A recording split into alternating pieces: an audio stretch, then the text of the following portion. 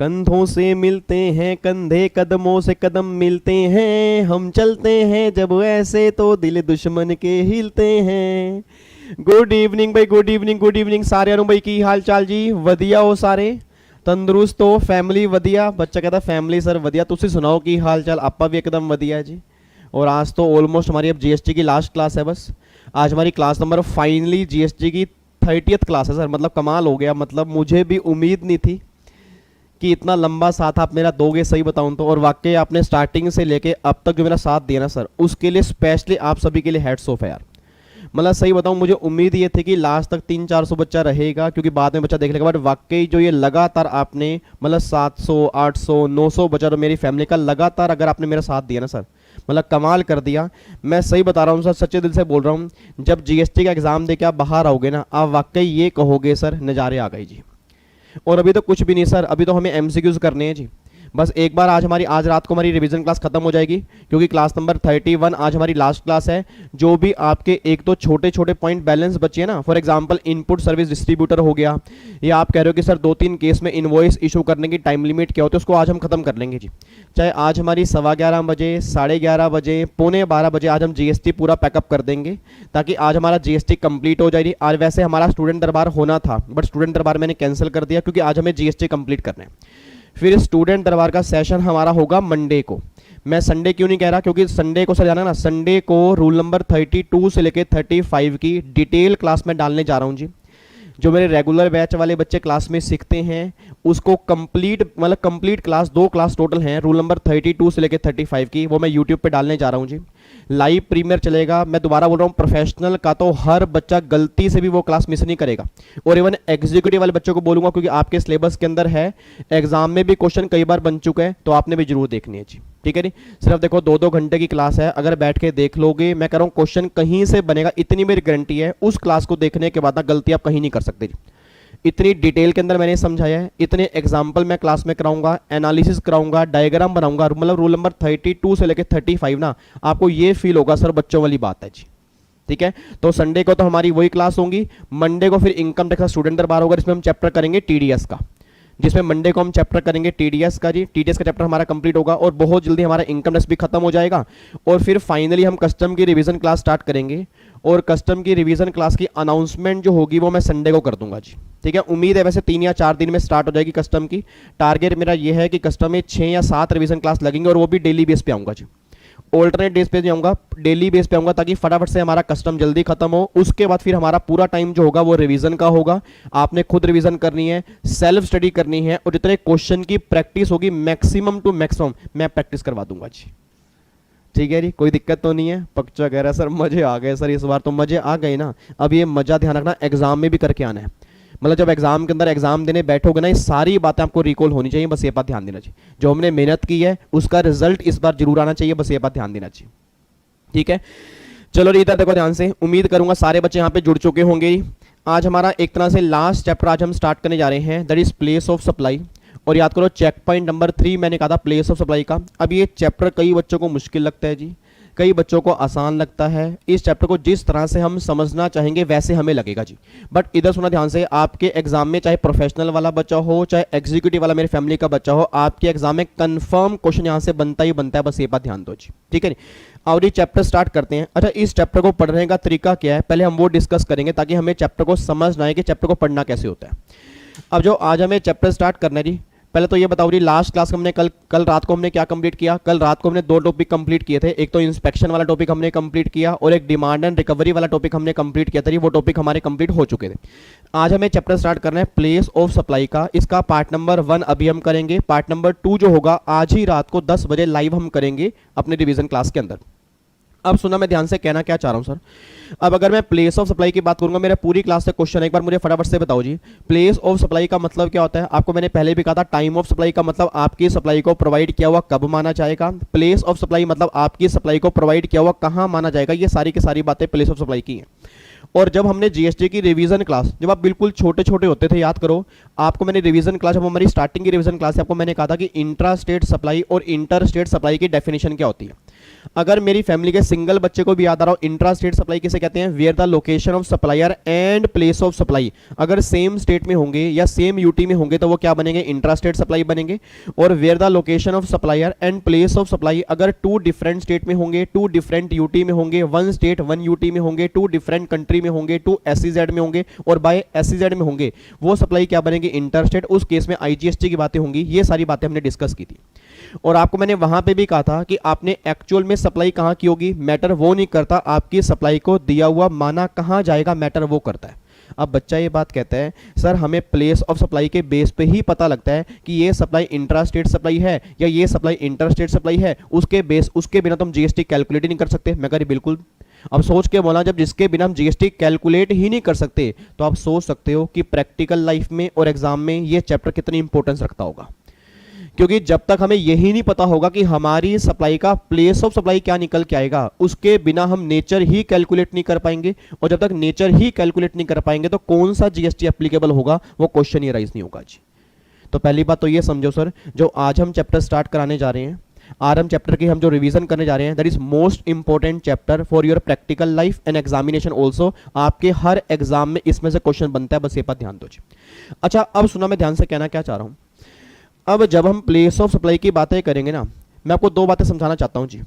सबसे पहली बात तो ये है कि प्लेस ऑफ सप्लाई के जितने प्रोविजन हैं जो नॉर्मली हम क्लास में डिस्कस करते हैं, आपको मैं यहां भी बता देता हूं जी। प्लेस ऑफ सप्लाई के जो प्रोविजन बने हुए हैं ना, वो कुछ थंब रूल के बेस पे बने हुए हैं। थंब रूल का मतलब क्या है? एक बात मैंने सोच के बताना सर, आप सब जानते हो जीएसटी हमारा कंजम्पशन बेस्ड टैक्स है, जीएसटी हमारा डेस्टिनेशन बेस्ड टैक्स है, जीएसटी हमारा कंजम्पशन बेस्ड टैक्स है। मतलब हमने जीएसटी के लॉ में क्या पढ़ा कि जिस मतलब उस गवर्नमेंट को रिवेन्यू मिलेगा जिस स्टेट में वो सामान कंज्यूम होगा, जहां पे उसकी डेस्टिनेशन होगी उस स्टेट गवर्नमेंट को रिवेन्यू मिलेगा। ये सारी बातें हमने जीएसटी के अंदर पढ़ी है। अब जो प्लेस ऑफ सप्लाई के प्रोविजन हैं वो भी इस बेस पे टिके हुए हैं। आपको मैं दिखाऊंगा, हर प्रोविजन के अंदर आपको नॉर्मली ये फीलिंग आएगी कि हाँ यहां पे हमारी सर्विस या यहां पे हमारा गुड्स कंज्यूम हो रहा है। मैं दोबारा बोलूंगा नहीं, आपको हर प्रोविजन के अंदर नॉर्मली ये फीलिंग आएगी कि यहां पे कंजम्पशन हो रही है, यहां पे मतलब डेस्टिनेशन है, तो यहां पे हमारा पीयूएस बनना चाहिए। वही पीयूएस हमारे प्रोविजन के अंदर दिया होगा।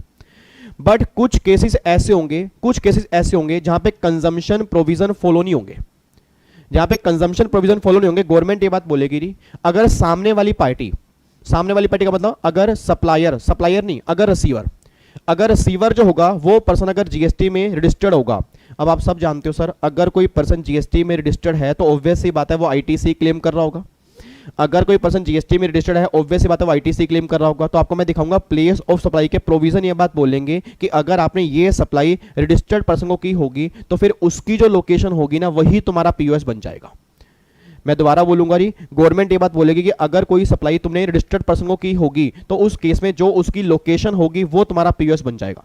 हां, अगर कोई सप्लाई तुमने रजिस्टर्ड पर्सन को नहीं की, मतलब B2B नहीं है वो B2C है, वो B2B नहीं है वो B2C है, तो B2C वाले केस में प्रोविजन कौन से एप्लीकेबल होंगे? तो गवर्नमेंट ने यहां पे रेजिडुअरी केस भी दिए हुए हैं, वो सारे प्रोविजन जो होंगे वो रेजिडुअरी केस में कवर हो जाएंगे।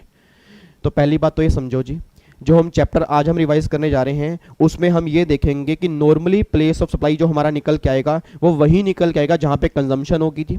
बट कुछ केस में गवर्नमेंट ये बात बोलेगी कि अगर सामने वाली पार्टी रजिस्टर्ड है तो उसकी लोकेशन बनेगी, और अगर वो रजिस्टर्ड नहीं है उस केस में हम डिफॉल्ट प्रोविजन एप्लीकेबल कर देंगे। वो डिफॉल्ट प्रोविजन क्या है, कंजम्पशन बेस कहां पे लगेगा, रिसीवर की लोकेशन कहां मानेंगे, ये सारी बातें आज हमें स्टार्ट करनी है जी।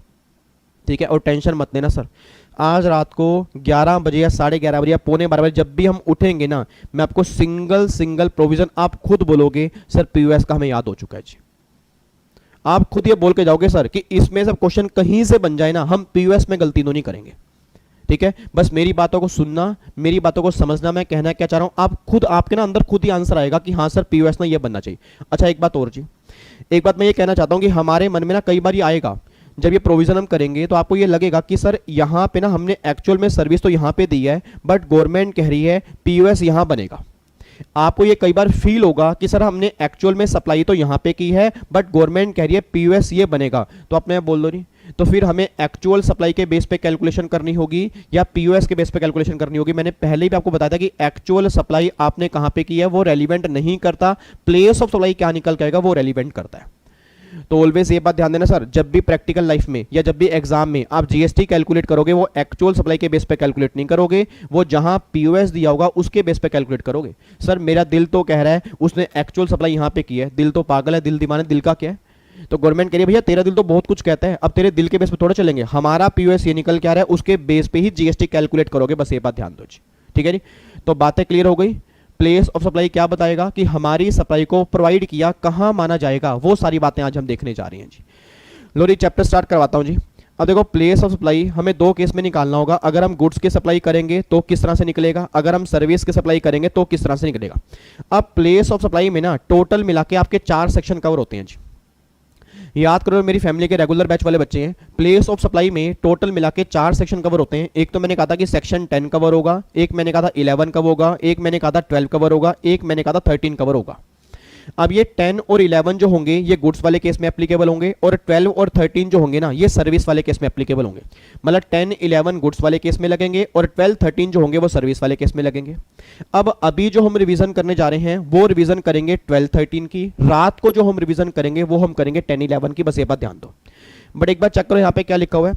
अगर मैं गुड्स की सप्लाई करूंगा नॉर्मल केस में तो प्रोविजन लगेगा सेक्शन 10 का, अगर मैं इंपोर्ट एक्सपोर्ट की बात करूंगा तो सेक्शन 11 की बातें होंगी।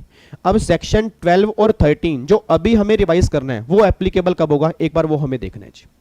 अब एक बार यहाँ पे चेक करना जी, बेसिक रूल ध्यान देना जी, अपने दिमाग में बेसिक रूल ध्यान देकर चलना कि पीओएस के प्रोविजन कंजम्पशन बेस पे टिके हुए हैं। जहां पे कंजम्पशन बेस एप्लीकेबल नहीं होगा, अगर सामने वाली पार्टी रजिस्टर्ड होगी तो उसकी लोकेशन बन जाएगी, और अगर वो रजिस्टर्ड नहीं होगी उस केस में डिफॉल्ट प्रोविजन लगेंगे। अब डिफॉल्ट प्रोविजन में क्या है वो भी हम देखने जा रहे हैं जी। लो जी अब सुना ध्यान से, अब एक बार समरी बुक पे आ जाओ जी, एक बार समरी बुक पे आओ। देखो यहाँ पे जी प्लेस ऑफ सप्लाई, इस चैप्टर को हम क्या बोलेंगे जी, पॉप्स बोलेंगे जी, या तो पॉप्स बोल दो place of provision of supply, या बोल दो पोपोस। मोमोज नहीं कह रहा नालायक को, हर जगह मोमोज सुनते हैं क्या, मोमोज नहीं कह रहा, पोपोज कह रहा हूं, place of provision of supply. या क्या बोलोगे, पॉप्स बोलोगे, या इसको पोस्ट भी बोलते हैं। पोस्ट का मतलब क्या होता है, प्लेस ऑफ सप्लाई। तो या पोस्ट बोलो या पॉप्स बोलो या पोपोज बोलो, बात एक ही है जी। एक बार चेक करो जी, सप्लाई को प्रोवाइड किया हुआ कहां माना जाएगा, ये सारी बातें कहां पे लिखी होंगी, प्लेस ऑफ सप्लाई के अंदर लिखी होंगी।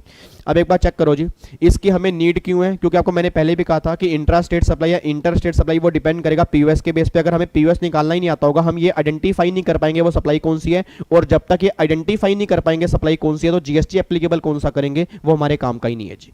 तो ये सारी बातें यहाँ पे लिखी हैं। अब देखो 4 प्रोविजन है, 10 है, 11 है, 12 है, 13 है।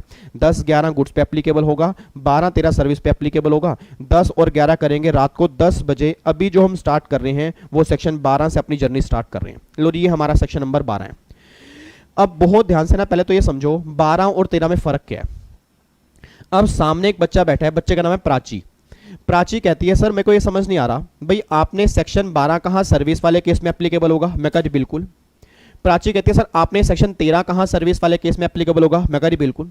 कहती है 12 सर्विस वाले केस में एप्लीकेबल होगा, 13 सर्विस वाले केस में एप्लीकेबल होगा, तो जब दोनों ही सर्विस हैं तो फिर दोनों में क्या डिफरेंस है पहले वो समझते हैं जी।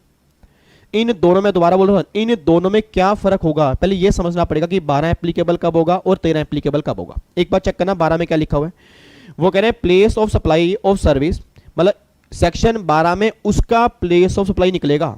सेक्शन 12 में उसका प्लेस ऑफ सप्लाई निकलेगा, किसका निकलेगा जी, place of supply of service where location of supplier and recipient is in India. क्या कहना चाह रहे हैं जी, मुझे आंसर दो, क्या कहना चाह रहे हैं सर। वो क्या कहना चाह रहे हैं कि सेक्शन 12 में पीओएस जो निकालेंगे वो उस सिचुएशन का निकालेंगे जिसमें सप्लायर की लोकेशन एंड रिसीवर की लोकेशन जो होगी ये दोनों ही लोकेशन अगर इंडिया में होंगी फिर 12 एप्लीकेबल करोगे। सर मेरा पूरी क्लास से क्वेश्चन है, क्या सेक्शन 12 ये कह रहा है कि location of supplier and place of supply is in India? Answer is no. क्या सेक्शन 12 ये कह रहा है location of receiver and place of supply is in India? Answer is no. वो प्लेस ऑफ सप्लाई के बारे में तो बोल ही नहीं सकता क्योंकि वो तो हमें निकालना है। सर एक बात बताओ, हमें प्लेस ऑफ सप्लाई ही तो निकालना है, और अगर प्लेस ऑफ सप्लाई ही हमें निकालना है तो गवर्नमेंट ने क्या बोला, इस सिचुएशन में आपका कैलकुलेशन तब होगी अगर रिसीवर की लोकेशन एंड सप्लायर की लोकेशन अगर दोनों ही आपकी इंडिया में होंगी, उस केस में 12 एप्लीकेबल करना, नहीं तो 12 एप्लीकेबल मत करना।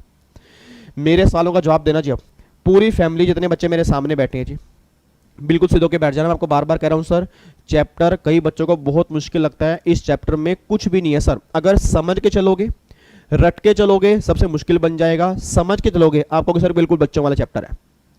और मेरी फैमिली ने अगर मेरा इतना साथ दिया है, बस मैं आपसे 3-4 घंटे और मांग रहा हूं सर। 1.5 घंटा मुझे अब दे दो, 1.5 घंटा रात को, 3 घंटे बस मुझे दे दो। पूरा जीएसटी जबरदस्त तरीके से, अब जीएसटी की आज क्लास खत्म करोगे ना रात को, मैं सही बता रहा हूं, आप मुझे थैंक यू बोल के जाओगे। बट वो अगर आपने मेरे को साथ दे दिया जी, तो उम्मीद करूंगा आने वाला 1-1.25 घंटा जो भी होगा, मेरी फैमिली का हर बच्चा बस अपना ध्यान क्लास पे ही रखेगा जी।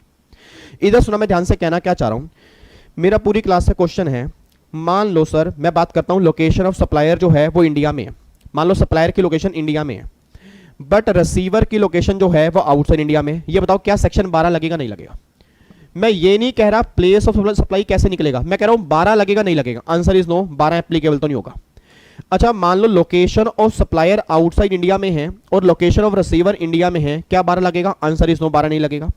मेरा तीसरा एग्जांपल ये है, location of supplier outside India और location of receiver outside India, मतलब दोनों की ही लोकेशन इंडिया से बाहर है। अब सोच के बोलना जी, अगर दोनों की ही लोकेशन इंडिया से बाहर है, क्या उस केस में 12 एप्लीकेबल होगा? Answer is no. तो पहली बात, 12 एप्लीकेबल कब होगा सर? 12 एप्लीकेबल तब होगा अगर सप्लायर की लोकेशन, मैं दोबारा बोल रहा हूं, बीच में एंड है जी। मैं बार बार एंड पे जोर क्यों दे रहा हूं? क्योंकि ना कई बच्चों को लगता है विवेक सर पागल ही हो गए, हमें तो समझ नहीं आ रहा।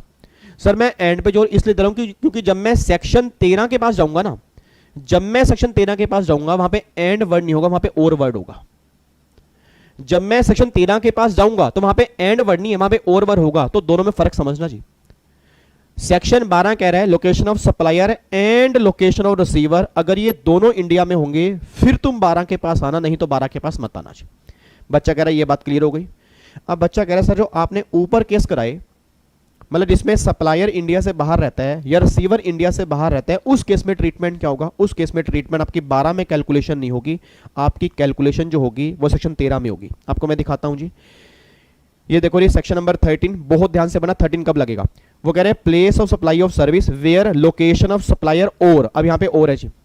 वो कह रहे हैं सप्लायर की लोकेशन या रिसीवर की लोकेशन अगर आउटसाइड इंडिया है, उस केस में सेक्शन 13 एप्लीकेबल होगा। बस ये बात ध्यान देना चाहिए। तो अगर मेरी फैमिली का सिंगल बच्चा भी इंटेलिजेंट है, वो ये बात समझ पा रहा होगा कि सेक्शन 13 इंपोर्ट और एक्सपोर्ट वाले केस में एप्लीकेबल होगा। सर सेक्शन 13 जो है ना, वो इंपोर्ट और एक्सपोर्ट वाले केस में एप्लीकेबल होगा। और अगर मैं लोकल ट्रांजैक्शन करूंगा, अगर लोकल सप्लाई करूंगा, मोदी साहब कहते हैं ना vocal for local, vocal for local, vocal for local, तो लोकल वाले केस में 12। मेरी फैमिली का हर बच्चा ध्यान दे, एग्जाम चैट बॉक्स में लिख के आएगा री, लोकल के लिए 12 है और इंपोर्ट एक्सपोर्ट के लिए 13 है। दोबारा बोलो, लोकल के लिए 12 है, इंपोर्ट एक्सपोर्ट के लिए 13 है, लोकल के लिए 12 है, इंपोर्ट एक्सपोर्ट के लिए 13 है। तो जहां पर भी जिस भी क्वेश्चन में बातें इंडिया से बाहर की चल रही होंगी, तो वहां 12 एप्लीकेबल मत करना। जहां सप्लायर या रिसीवर इनमें से किसी की लोकेशन अगर इंडिया से बाहर की होगी, तो वहां 12 की बातें नहीं होंगी, वहां 13 की बातें होंगी। मतलब 12 की बातें उसी क्वेश्चन में होंगी जहां सप्लायर एंड रिसीवर दोनों ही इंडिया में होंगे, उस केस में 12 की बातें होंगी, नहीं तो 12 की बातें नहीं होंगी। ये बात क्लियर है? पक्का पक्का आगे बढ़ सकते हैं? चलो जी आगे बढ़ते हैं। अब ये सारी बातें कंप्लीट करने के बाद जी, ये सारी बातें कंप्लीट करने के बाद अब मैं सेक्शन 12 पे आ रहा हूं जी। अब सेक्शन 12 पे लो जी, अब यहां पे आते हैं जी। अब सेक्शन 12 पे ना, इधर सुनो ध्यान से, अब सेक्शन 12 में टोटल मिला के मैंने यहां पे ना 12 पॉइंट बनाए हैं। टोटल मिला के मैंने सेक्शन 12 में टोटल 12 पॉइंट बनाए हैं। ये हमारा 12th पॉइंट है, टेलीकम्युनिकेशन सर्विस का। अगर मैं बेयर एक्ट की बात करूंगा, अगर मैं बेयर एक्ट की बात करूंगा, वैसे सेक्शन 12 में टोटल मिला के 14 सबसेक्शन है। अगर मैं बेयर लॉ की बात करूंगा, वैसे सेक्शन 12 में 14 सबसेक्शन है, बट हम बेयर लॉ की बात नहीं कर रहे सर अभी, क्योंकि अभी हमें करनी है रिवीजन। हमें यह पता हो भाई किस केस में कौन सा पीओएस निकल के आएगा, ताकि अगर एग्जाम में क्वेश्चन बने हमें पीओएस पता हो जी। कहीं ऐसा ना हो 12-1, 12-2, 12-3, 12-4, 12-5, 12-6, 12-7, 12-8 के चक्कर में हमें यह तो याद हो जाए, पीओएस भूल जाए जी। तो वैसी बात है, सब सेक्शन मैंने क्या बोल दिया, टोटल मिला के 14 है, बट उसको मैंने यहाँ पे 12 पॉइंट में कन्वर्ट किया। इवन 12 भी नहीं, इसका मैंने एक और पॉइंट भी बनाया है। ये देखो, ये सेक्शन 12 का ही पॉइंट है, ये वाला, ये डिफॉल्ट प्रोविजन है। एक तरह से ये लगा लो सेक्शन 12 के टोटल मिला के 13 पॉइंट है। बच्चा कह रहा सर 14वां पॉइंट कहां पे गया? 14 पॉइंट सेक्शन 12 का एक सबसेक्शन जो है वो जर्नल है। वो ये बात कहता है कि अगर मतलब पीओएस निकालना है तुम अगले प्रोविजन फॉलो कर लो। तो एक तरह से पीओएस जो है वो सेक्शन 12(2) से ही स्टार्ट होते हैं। तो अगर मैं 12(2) से 12(14) की बात करूंगा तो एक्चुअल में 13 ही बनेंगे। 13 आपके सामने यहां पे है। अब सुनना, मैं ध्यान से कहना क्या चाह रहा हूं, प्लीज ध्यान सुनना चाहिए।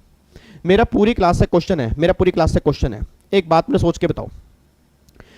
मान लो सर एक पर्सन है मिस्टर ए, आंसर अगर सोच समझ के दोगे तो गेम खेलने का मजा आएगा जी। सिर्फ स्टार्टिंग में थोड़ा समझने में टाइम लगेगा, पहले आधा घंटा समझने में टाइम लगेगा। अगर आधा घंटा फ्लो बन गया ना तो आने वाले 40 से 45 मिनट बच्चों वाली बातें होंगी। फिर एक मिस्टर ए है, ये मान लो सप्लायर है जी, लोकेशन ऑफ सप्लायर है, और एक मिस्टर बी है, ये लोकेशन ऑफ रिसीवर है, और ये दोनों मान लो इंडिया में है, ये दोनों मान लो इंडिया में। मेरा पूरी क्लास का क्वेश्चन है, अब ए ने ना बी को एक सर्विस की सप्लाई की, ए ने बी को एक सर्विस की सप्लाई की और सर्विस की सप्लाई की, दोनों इंडिया में है, तो क्या लगेगा? सेक्शन 12 लगेगा। अब गवर्नमेंट ये बात कहते हैं विवेक कि सप्लायर की लोकेशन तो फॉर एग्जांपल मान ले दिल्ली में है, रिसीवर की लोकेशन मान ले हरियाणा में है, इसका ये चेक करना है कि पीओएस क्या निकल के आएगा। एक बच्चा कहता है सर कैसी कैसी बेकार की बातें कर रहे हो, अगर एलओएस दिल्ली में है और एलओआर हरियाणा में है, that is inter state supply ना। मैं कान पकड़ा दो अपना, इधर कान पकड़ाओ, मुझे कान पकड़ाओ नालायक। सर सेक्शन 7 और 8 हमारा इंट्रा और इंटर स्टेट सप्लाई का साफ साफ लिखा था कि लोकेशन ऑफ रिसीवर चेक ही नहीं करनी होती। वो ये बात कहता है location of supplier and place of supply, तो वही निकालने जा रहे हैं कि पीओएस क्या निकल के आएगा। रिसीवर की लोकेशन नो डाउट दूसरी स्टेट में है, सप्लायर की लोकेशन नो डाउट इस स्टेट में है, तो इसका मतलब ये नहीं है कि अगर ये दोनों अलग अलग स्टेट में होगी तो इंटर स्टेट सप्लाई बन गई, नहीं, हमें चेक करना पड़ेगा पीओएस क्या निकल के आएगा। जब मैं पीओएस निकालने के लिए गया तो सेक्शन 12 में टोटल मिला के मुझे 13 पॉइंट दिखे जी, प्लीज ध्यान सुना जी। सेक्शन 12 में टोटल मिला के मुझे 13 पॉइंट दिखे, उस 13 में 12 का अलग ग्रुप था और एक का अलग ग्रुप था, मतलब एक अलग खड़ा था, 12 अलग खड़े थे। अब जैसे ही मैं सेक्शन 12 के पास गया, 12 में 13 पॉइंट मुझे देखे, 13 में एक अलग था और 12 अलग थे। मैंने देखा, मैंने कहा यार ये क्या चक्कर है भाई, मुझे समझ नहीं आया। मैंने कहा ये क्या प्रॉब्लम है भाई, 12 मतलब सेक्शन 12 में टोटल मिला के 13 पॉइंट है, एक अलग खड़ा है, 12 अलग खड़े हैं, ये ऐसे ऐसे अलग अलग क्यों खड़े हैं? मेरा आपसे क्वेश्चन है, मेरा आपसे क्वेश्चन है, मुझे चैट बॉक्स में आंसर देना जी। मेरी फैमिली का हर बच्चा मुझे आंसर देगा, क्या आज जीएसटी में 12 सर्विस टैक्सेबल हैं या सैकड़ों सर्विस टैक्सेबल है? आंसर दो जी, मेरी पूरी फैमिली मुझे आंसर दे, क्या जीएसटी में आज सिर्फ 12 सर्विस टैक्सेबल हैं या सैकड़ों सर्विस टैक्सेबल है? सैकड़ों सर्विस टैक्सेबल है। और अगर जीएसटी में सैकड़ों सर्विस टैक्सेबल हैं और अगर हमारे प्रोविजन ही सेक्शन 12 में टोटल मिला के मान लो 13 दिए हैं, तो बाकी क्या करें? तो जब मैं सेक्शन 12 के पास गया, मैंने सेक्शन 12 से पूछा, मैं कहा सेक्शन 12, उसने कहा हाँ। मैं कहा यार एक बात बताओ, मुझे समझ नहीं आ रही कि विवेक सर ने जीएसटी की स्टार्टिंग क्लास के अंदर कहा था कि जीएसटी सर्विस पे एप्लीकेबल होता है और सर्विस कई सारी होती हैं, बट यहां तो मुझे सिर्फ 12 अलग दिख रही है, एक अलग दिख रही है। कह रहे जी इसका मतलब ये है कि ये 12 जो हैं ये स्पेसिफिक सर्विस है, ये 12 जो हैं ये स्पेसिफिक सर्विस है। मतलब अगर तुम्हारी सर्विस इन 12 में से किसी भी केस में कवर होगी फिर तो उसका पीओएस ये निकल के आएगा, नहीं तो तुम उस जो अकेला खड़ा है उसके पास चले जाओ, उसको बोलते हैं डिफॉल्ट प्रोविजन, फिर तुम्हारा पीओएस वो निकल के आएगा। अच्छा समझ गया सर, समझ गया। मतलब यो कहना चाह रहे कि जब भी हम कोई सर्विस की सप्लाई करेंगे तो पहले हमें यो देखना पड़ेगा कि मेरी सर्विस उन 12 केस में कवर हो रही है नहीं हो रही, क्योंकि अगर वहां कवर हो रही फिर तो पीओएस वही बता देंगे, अगर वहां कवर नहीं हो रही फिर मुझे रेजिड्यूरी केस के पास जाना पड़ेगा। मैं कहा आंसर इज यस। एक बच्चा कहता ले भाई ये तो वही बात हो गई, अदर सोर्स का चैप्टर हो गया जी। एक बच्चा कहता है ये तो वही बात हो गई, इनकम टैक्स में अदर सोर्स का चैप्टर है। Answer is yes. Income tax में सैलरी स्पेसिफिकेट है, house property specific, PGP specific, capital gain specific, और जो इनकम कहीं पर भी टैक्सेबल नहीं होगी अदर सोर्स में, वही सेम बात यहां पे है। वही सेम बात यहां पे है कि अगर तुम्हारी सर्विस उन 12 में से किसी भी सब सेक्शन में कवर नहीं हो रही, मतलब किसी भी क्लोज में कवर नहीं हो रही, उस सर्विस में कवर नहीं हो रही, तो चुप करके तुम 13वें पॉइंट के पास आ जाओ, वो तुम्हें बताएगा तुम्हारा पीओएस क्या निकल के आएगा। तो सर घबराना मत, ये बिल्कुल मत सोचना कि इतनी सारी सर्विस टैक्सेबल है तो पीओएस कैसे निकलेगा। गवर्नमेंट ने एक तरीका निकाला है और आप सब जानते हो सर, जहां पे ऐसे प्रोविजन होते हैं वहां इस तरह के प्रोविजन ही बनते हैं। भाई ऑब्वियस सी बात है, हर सर्विस के लिए पीओएस कैसे अलग अलग निकालते हैं, क्योंकि सर्विस की एग्जॉस्टिव लिस्ट है ही नहीं। आज सर्विस की इंक्लूसिव लिस्ट है, तो गवर्नमेंट ने कहा भाई देखो ये 12 सर्विस है, इनमें तुम कहीं पर भी कवर हो रहे हो, उसका पीओएस निकाल दो ऐसे। अगर तुम इन 12 में कहीं पर भी कवर नहीं हो रहे फिर तुम्हारा पीओएस निकलेगा। इस तरह से तुम उसके पास जाओ जी। मेरा पूरी क्लास का क्वेश्चन अब आ गया जी। जितने बच्चे मेरे सामने बैठे हैं जी, आंसर देना सोच समझ के जी। जितने मेरी फैमिली के बच्चे सामने बैठे हैं, एक क्लाइंट आपके पास आ गया जी, एक क्लाइंट आपके पास आ गया, वो सर्विस वाला है, उसमें दोनों लोग इंडिया में रहते हैं जी। वो सर्विस देने वाला है, उसमें दोनों लोग इंडिया में रहते हैं। अब अगर दोनों लोग इंडिया में रहते हैं, लोकल सप्लाई है, उस केस में 12 लगाओगे 13 लगाओगे? 12 लगाओगे। अब जैसे ही आपने 12 ओपन किया, ध्यान सुना, जैसे ही 12 ओपन किया वहां पे क्या है जी 13 मतलब 12 में 13 लोग खड़े हैं, 12 में 13 केस है, ऐसे याद करना, 12 में 13 केस है, 12 में 13 केस है, 12 में 13 केस है। अब सेक्शन 12 में 12 केस स्पेसिफिक है, एक केस जनरल है। सेक्शन 12 में 12 केस स्पेसिफिक है, एक केस जनरल है। मेरा पूरी क्लास का क्वेश्चन है कि जब हमारे पास क्लाइंट आया, उस क्लाइंट के लिए क्या पहले हम 12 केस चेक करेंगे या पहले एक केस चेक करेंगे? आंसर नहीं दे पा रहे यार। मैं क्वेश्चन ये पूछना चाह रहा हूं सर, अगर कोई क्लाइंट आपके पास आया, उस क्लाइंट के लिए पहले 12 केस चेक करोगे या पहले एक केस चेक करोगे? ऑब्वियस सी बात है पहले 12 केस चेक करेंगे, क्योंकि अगर उसकी सर्विस उन 12 में से किसी भी केस में कवर हो गई फिर तो पीयूएस वही निकल जाएगा।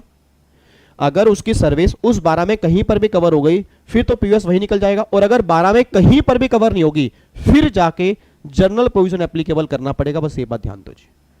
तो प्रैक्टिकल लाइफ में हमेशा पहले स्पेशल प्रोविजन लगाना, अगर स्पेशल प्रोविजन नहीं लग रहे फिर जनरल प्रोविजन लगाना जी। बट हम अपनी क्लास में समझने के लिए, मैं आपको समझाने के लिए पहले बताऊंगा जनरल क्लोज, पहले हम पढ़ेंगे जनरल और फिर जनरल पढ़ने के बाद फिर पढ़ेंगे स्पेशल जी। ठीक है जी, आओ जी एक बार जनरल पढ़ते हैं जी। इधर देखो ध्यान से पढ़ो जनरल प्रोविजन, जिसको कहीं मौत नहीं मिलेगी, जिसको कहीं मौत नहीं मिलेगी। कहां मौत मिलेगी? देखो जी, अब गवर्नमेंट क्या कहना चाह रही है? गवर्नमेंट कहना चाह रही है, देखो जी, for the rest of service, for the rest of service मतलब ऊपर वाली सर्विस को छोड़ के, other than those specified above, उनको छोड़ के, the default provision has been prescribe as under. Default provision applicable हो जाएगा। अब डिफॉल्ट प्रोविजन क्या कहता है? Default rule for the service other than the 12 specified service, मतलब ऊपर जो 12 सर्विस स्पेसिफाइड है उसको छोड़ के डिफॉल्ट प्रोविजन लगेगा जी। क्या कह रहे हैं कि अगर आपने सप्लाई की है B2B, मेरी फैमिली का हर बच्चा ना आंखें बंद करके, अगर एग्जाम में क्वेश्चन B2B का बन जाए ना, मैं रटने की बात नहीं कर रहा जी, मैं समझने की बात कर रहा हूं, अगर एग्जाम में क्वेश्चन B2B का बन जाएगा, आपको हर केस में आंसर देना है location of such registered person, मतलब उस रजिस्टर्ड पर्सन की जो लोकेशन होगी ना, वो लोकेशन जो होगी वो पीएस बन जाएगी। अब इसका लॉजिक हम क्लास में डिस्कस करते हैं, क्योंकि उसको आईटीसी क्लेम करना होता है। अगर ये लोकेशन ना बनाते उसको आईटीसी क्लेम करने में दिक्कत आती प्रैक्टिकली, क्योंकि सर रजिस्टर्ड पर्सन है ना। अब ऑब्वियस बात, अगर रजिस्टर्ड पर्सन है तो वो अपनी परचेज का आईटीसी क्लेम करेगा। तो अगर वो लोकेशन ना बनाते, कुछ और लोकेशन बन जाती, तो कहीं ना कहीं आईटीसी क्लेम करने में दिक्कत आती। तो गवर्नमेंट ने कहा भाई तू तो रजिस्टर्ड है, तू तो हमारे कंट्रोल में है, तेरे को हम कहीं जाने नहीं देंगे, जहां तू जगह तेरा हाथ पकड़ लेंगे, क्योंकि तेरा रिकॉर्ड पूरा हमारे पास है। तो भैया जो तेरा रिकॉर्ड ही हमारे पास है, तो अगर तुझे सप्लाई की होगी फिर जो तेरी ही लोकेशन होगी वही तेरा पीओएस बन जाएगा। बस ये बात ध्यान देना चाहिए। तो इतनी बात ध्यान दो जी, अगर सप्लाई की है रजिस्टर्ड पर्सन को, फिर जो उसकी लोकेशन होगी वही पीओएस बन जाएगी। मेन मुद्दा है B2C वाले केस में क्या होगा। एक बात मैं सोच के बताना जी, मैं जो आपको सप्लाई दे रहा हूं, मान लो ये तो फ्री ऑफ कॉस्ट है भाई, जो रिवीजन क्लास है वो तो फ्री ऑफ कॉस्ट है। मेरे रेगुलर बैच वाले बच्चों को जो मैं सप्लाई दे रहा हूं, क्या वो B2B है या B2C है? वो B2C है सर। जो मैं रेगुलर बैच वाले बच्चों को सप्लाई दे रहा हूं वो सारे केस B2C हैं, क्योंकि सामने वाले बच्चे जो है वो अनरजिस्टर्ड हैं।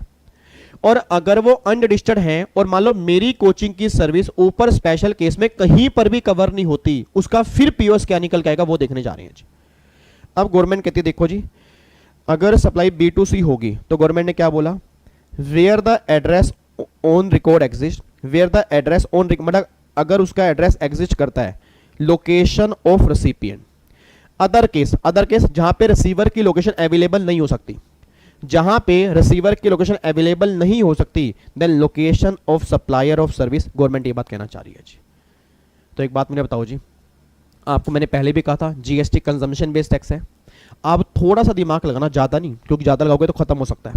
थोड़ा सा दिमाग लगाना है बस। आप एक बात तो थोड़ा सा दिमाग लगाओ, कंजम्पशन नॉर्मली, मैं ये नहीं कह रहा हर केस में, कंजम्पशन एक बात बताओ जी, कंजम्पशन नॉर्मली कहां होती होगी? ऑब्वियस बात है जहां रिसीवर होता होगा। सर मैं कहीं से सामान लेकर आया, तो मैं अगर सामान अपने घर में लेके जाऊंगा तो घर में कंज्यूम करूंगा ना, तो मेरी लोकेशन और नॉर्मली कंजम्पशन की लोकेशन नॉर्मली सेम होती है।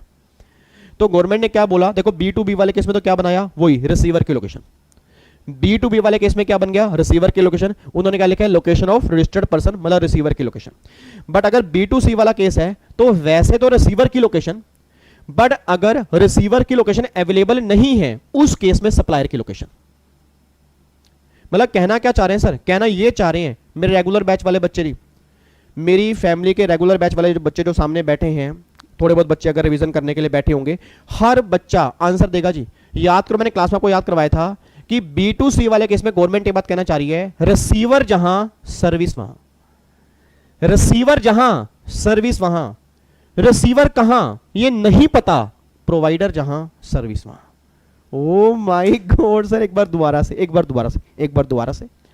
B2C वाले केस में गवर्नमेंट ये बात कहना चाह रही है, रिसीवर जहां सर्विस वहां, रिसीवर जहां सर्विस वहां, रिसीवर कहां ये नहीं पता, प्रोवाइडर जहां सर्विस वहां, गवर्नमेंट ये बात कहना चाह रही है। तो बस इस तरह से लाइनें याद कर लेना सर। ये लाइनें अगर आपको याद हो गई तो डिफॉल्ट प्रोविजन हमारा खत्म हो गया जी। ठीक है, डिफॉल्ट प्रोविजन मैंने क्या बोला है, डिफॉल्ट प्रोविजन में दो बातें हैं, या तो B2B है या B2C है। B2B वाले केस में तो भूल जाओ, B2B वाले केस में भैया जो रजिस्टर्ड पर्सन है उसकी लोकेशन आपका POS बनेंगे। B2C वाले केस में गवर्नमेंट कह रही है, रिसीवर जहां सर्विस वहां, रिसीवर कहां नहीं पता, प्रोवाइडर जहां सर्विस वहां। दोबारा से बोलो जी, रिसीवर जहां सर्विस वहां, रिसीवर कहां नहीं पता, प्रोवाइडर जहां सर्विस वहां। Provider means supplier.